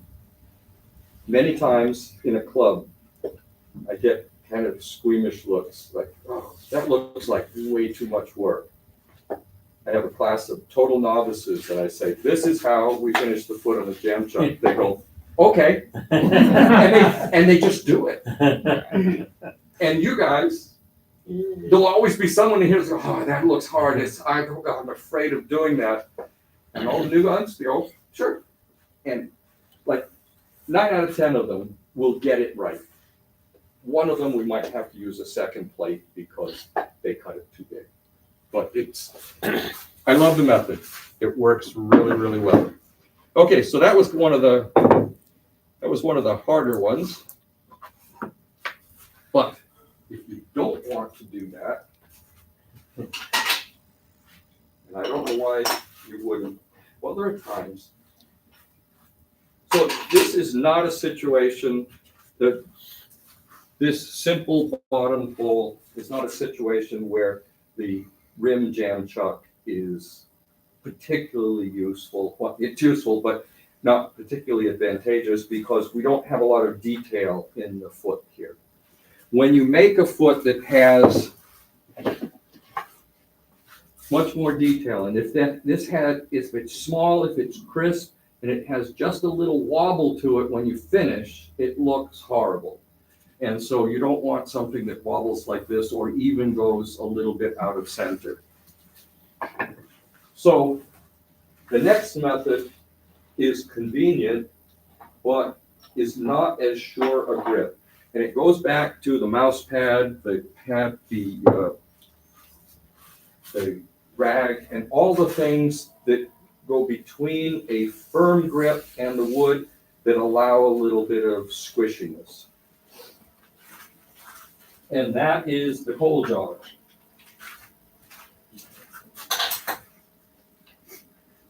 Anyone seen the coal jar?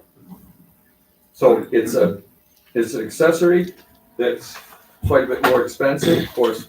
A lot easier to make. A lot easier to make this, or Yes, send me one. yeah. I was going back to the Longworth chuck. Yes. Not to mention, I have the Easy Wood set, the Easy Wood jaws. I can pop them in and out in seconds. Yes. Oh, these. Yes.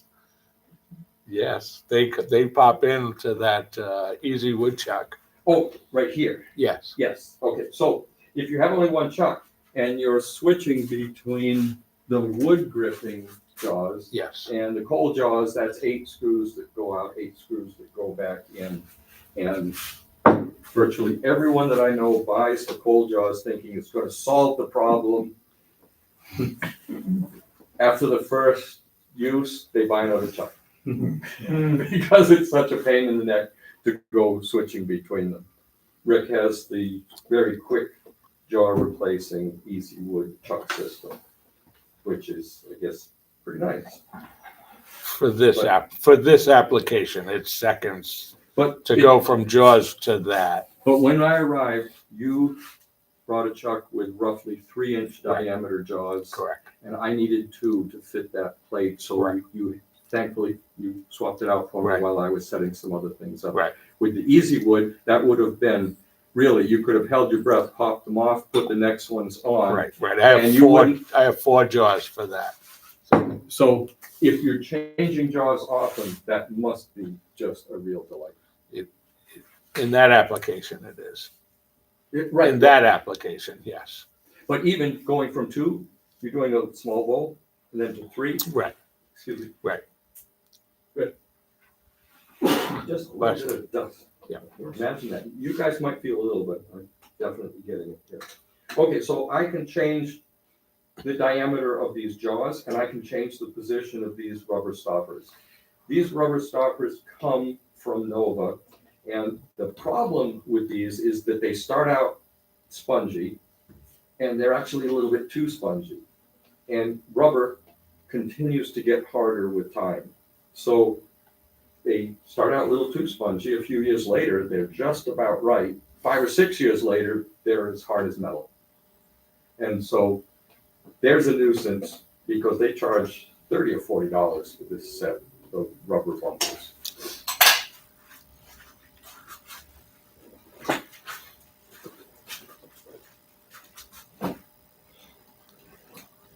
Barnes & Noble. I haven't been to one of those in ages. Right, here are some door stoppers, and you can see the little screws in them.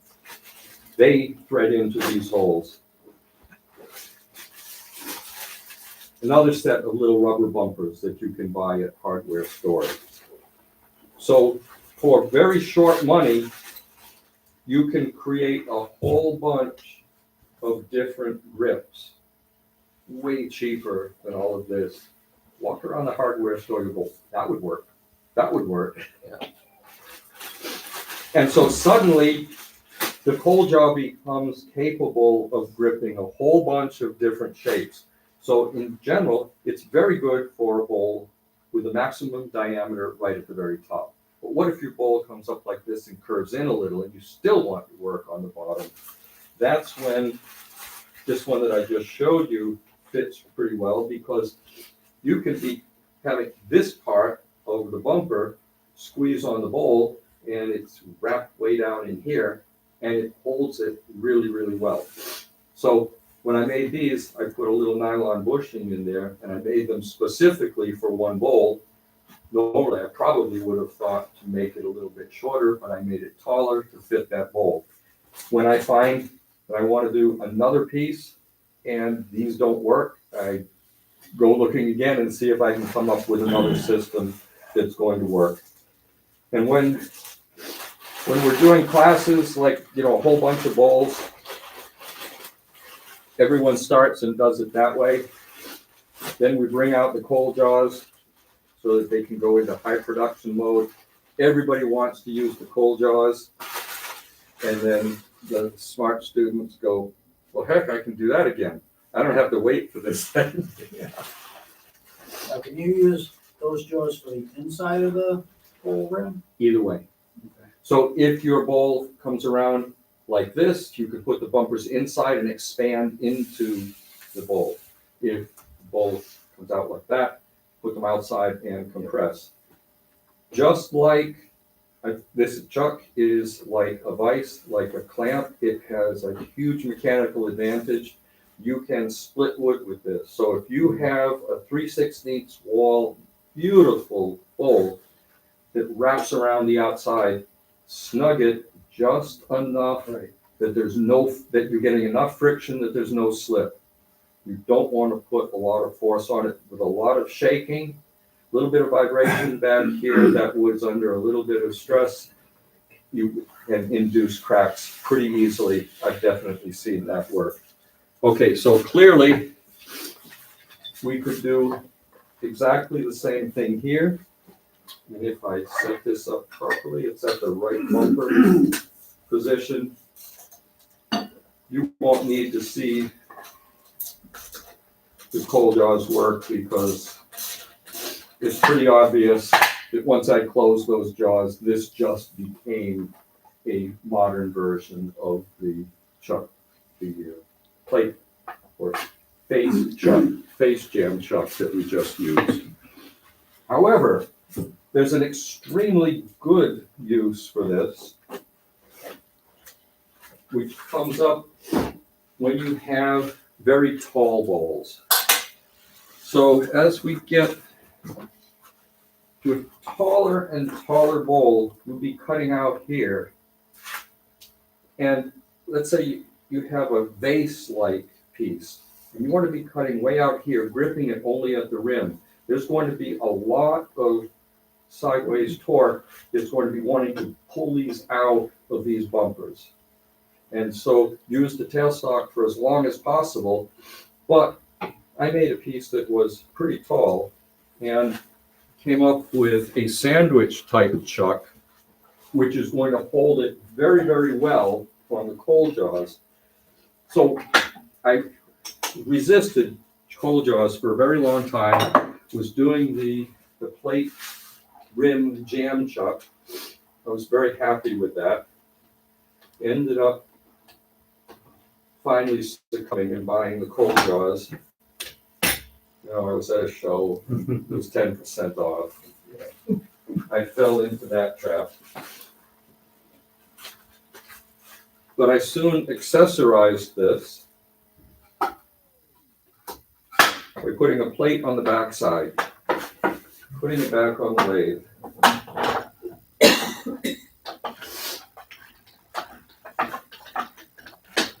Use the jaws largely like a Longworth chuck to center, put a bit of a grip on it, but I have a piece way out here.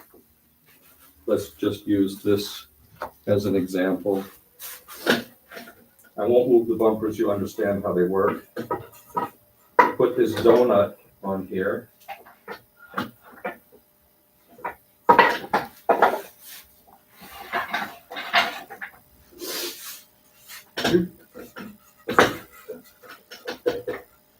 And now, with this donut squeezing on the piece, I can put a metal rod through these little these little nuts that are embedded in the wood. I don't let the metal protrude. Here's a short bundle, but I also have longer ones. Put it in, twist it until it's gripping the threads there. Stick it in through the other side, put a wing nut on it. So it does mean that each length or each height of bowl is going to require, within some degree of error, a different set of it's quarter 20 rods. You could probably use 10 gauge. It should be just as fine. And you just squeeze this together like a donut, and now it's really rigid. It's centered with the bumpers. It's gripped a little bit with the bumpers. It's very, very firmly pulled against the back of the jaws by sandwiching it between this disc and that donut, and it works like a charm. And you go by 2 or 3 or 4 foot lengths of this rod, cut it in place, cut it into shapes, keep them together, use them over and over again. It can project out here 2 or 3 inches, as long as you are darn sure never to go back there when it's okay, so but it's out there looking like, something from Mad Max, and it's out of the way. As long as you're careful with that, you really only need lengths 3 inches in increments of 3 inches. So 6, 9, 12, 15 inches, and you'll come all the way out to here. And even way out to here, tightened up a little bit on the first one, a little bit on the opposite one, 9 o'clock, 3 o'clock, 12 o'clock, 6 o'clock.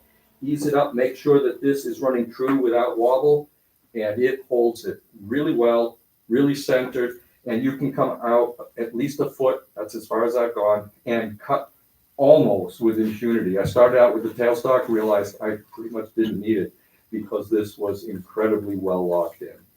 So cold jaws just became so much more versatile for bigger pieces once I put discs on here like that. And so the key to this is not super layout with CNC or anything like that. It's get, say, 4 or 5 of these discs, cut them all together, put them all together, cut them all round, and then mark them as approximately as you can. So what we see here is 2 different diameters. And the smaller diameter, the rod actually goes in between the jaws here. So it limits you if you want to close the jaws a little bit more. And those limit you when the jaw is extended all the way out. So if you're smarter than me, the next time you do it, you'll make it just a little bit bigger than this. But it's hard to do that and still make it fit a 12-inch. Oh no, that's a little smaller. No, it'll be fine on a 12-inch. So that's great. This is my prototype, and I thought, every time I make a prototype, I think, well, I'll make a really nicer one later. No need, it worked perfectly. All right, so what else is left? I made a list so that I wouldn't forget. Oh, yes. And perhaps my favorite specialty, Chuck, is to use some plain jaws. If you look, when you were shopping for jaws for a chuck, have you ever seen, number 2 jaws, number 3 jaws, tower jaws, those sorts of things, and then all of a sudden, plain jaws? Did you ever investigate to see what that is? It's a flat plate, very much like the coal jaws, without all the holes in it. And so what can we do with that? Amazing things, actually. What you see on the back here are just plates, the plain jaws. They have holes in the back so that you can screw a piece of wood onto it. This is a small version. You can actually get a pretty darn big version. I've actually taken the bumpers off of the coal jaws and made wooden jaws this big. Now, what the wooden jaws do for us. This wooden jaw was set up specifically to make the feet for wine goblets. We're doing some finishing on that. So I make wine goblets out of a single piece of wood. It's really nice, it's fun. The bowl of the goblet is long grain, the stem is long grain, that's all really nice. But when you make a very thin foot, that's a cross grain piece. And boy, I'll tell you, those break so easily. So I like to make the foot out of a plank so that it's cross grain. And then I glue the two together. And then also, I have so many people that say, oh, I have this lovely wine glass and the foot broke. I say, well, I'll take that. So I can give you a nice repair.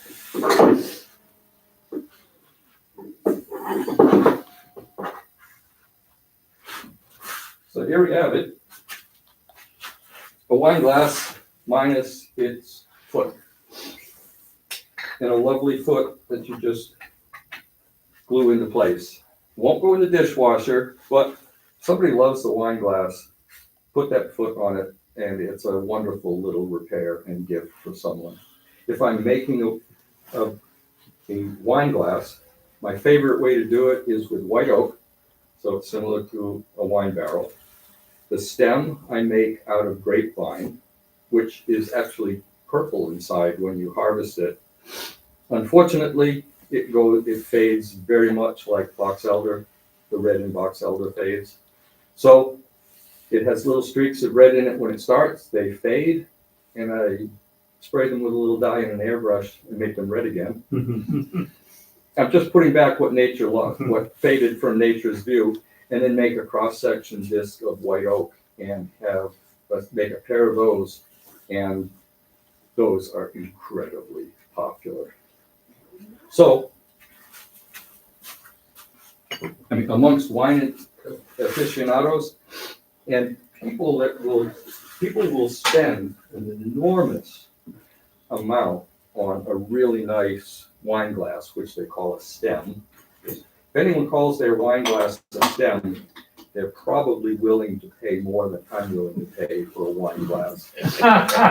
Which means that they're willing to pay for that white oak grape, white oak goblet. And I can get $150 for a pair. Wow. Yes. That wine probably doesn't come from a box. Theirs undoubtedly doesn't.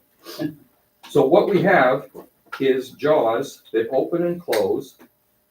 And I made this little bracket that slips together like this so that I can put this in here, close the jaws, cut a mortise, very much like I did in here.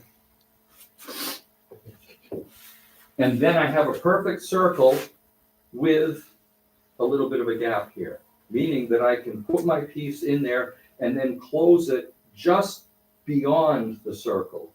So if I cut a circle in here and then I open the jaws and I put something bigger in here, which part of the jaws touches that circle? Only these 8 corners. When I make it to fit, I can get a nice pressure fit all the way around here. And this was designed to fit this size piece.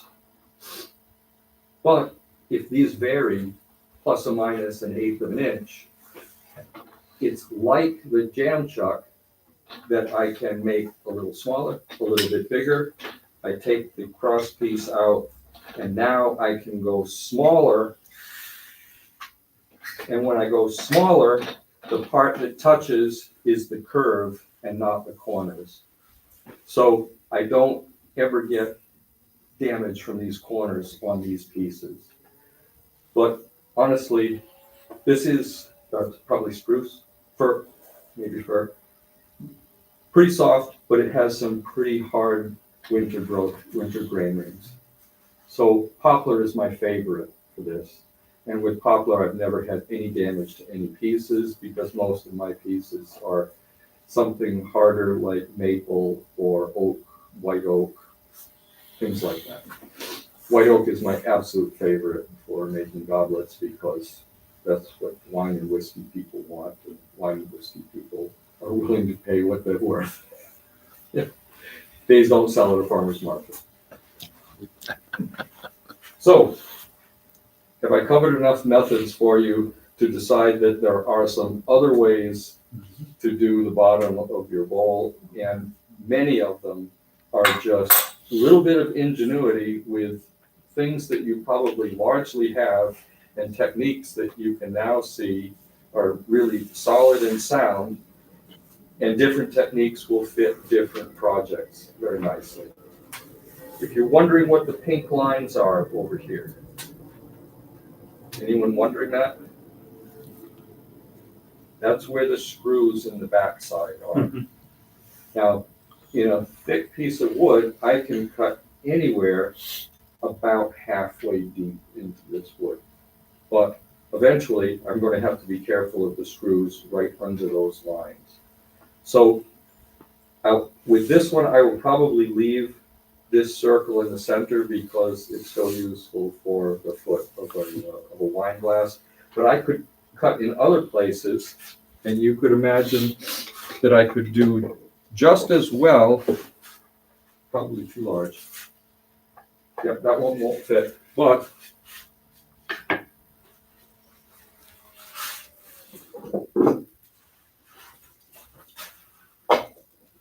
there we go. I could cut a small mortise in right here and mark it, cut that mortise in, and I don't have to do any sizing because I can open it up a little bit, I can close it a little bit, and get a really solid grip with essentially the same accuracy as the inset rim jam chuck. Takes a little bit more to prepare this, and after you beat it up a little bit, next thing you know, it doesn't fit. And so, quite frankly, when I get some scrap wood that's the right size, I just make a pile of it, and then I make a whole bunch of squares, mount the squares on here, cut it, true it round, and then start working away and doing my jam chucking. Well, actually, just soft jaw, traditional chucking, because these are jaws, as opposed to they're the accessory jaws. The real jaws are down here, going into the scroll mechanism. Any ideas? Any questions? Yes. When you were doing way back then the scraper, Yes. you talked about grinding it, and then you would have a burr, Right. which you would take off the burr. I forget what sandpaper, but then you would burnish it. Correct. Now, in my perhaps limited understanding, it seems to me that you're just putting a different, more sturdy burr on it, Correct. and that'll stand up for longer because, again, as I understand it, if you just do the burr on, you got about 10 seconds, and then the thing's gone if you're cutting with it. But it sounds like with your burr, you get a lot more. And With you get shavings like this, Right. instead of the dusty bits that you get if you use the grinder burr. Okay, So I think it's a real disservice to use the word burr here because the two things are so incredibly different. And even people that are sharpening the card scrapers that they use for the top of furniture or smoothing out things on furniture, and they cut this by hand very, very nicely. Even they call it a burr. So we're stuck with a terminology that really means a very rugged, crude edge or an extremely fine edge. So be careful that you're really clear when you're talking to someone about it, because they go, oh, no, the grinder burr, that doesn't do what this does. But that's okay. the first day that I made these, and then I started sanding with 180 grit sandpaper, I had a smile that went all the way behind my ears. It was so nice. Anything else? The little cross piece that you put Yes. in the wooden jaws. What does that do? The little wooden piece, the little cross. Right. It's over here. Yeah, what's the So- purpose of that? I can close these jaws all the way and cut a circle in, cut a little mortise in there. Now, when I open this up, that circle, for anything other than perfectly closed, I have, let's see, we'll show it with this jug. We'll kind of magnify. Is it just a spacer so you get the space in there that's consistent each time? When I open this, you see that now, if I put a circle on the inside, the maximum diameter circle, it's touching only on these corners. Now, with metal jaws, that will really damage the wood. With soft wooden jaws, not so much, but it's only 8 little points of contact. I would like it to be the perfect diameter. So I want to cut the hole at exactly the right diameter, but then I want to be able to compress it a little bit more. So if I put this spacer in here, then cut the circle, I have more, I can make it smaller. If I close the jaws all the way and make the circle, I can open it up, but I can close it only to the perfect circle. I can't get enough grip. So that little piece is just to get some stability where you're cutting. So Right, to get the right size circle, so that I can make these jaws go smaller than the ideal circle. And then I'm gripping on the sides of the circle, not the sides of this arc and not the corners of this arc. And I get a much better grip. you want those jaws to be gripping something. Right. While you're cutting. Right. Okay. Excellent. Great, well, thanks for coming. I know that was probably a lot to take in, but don't forget you can go watch it again and again and again and again until you get them all right.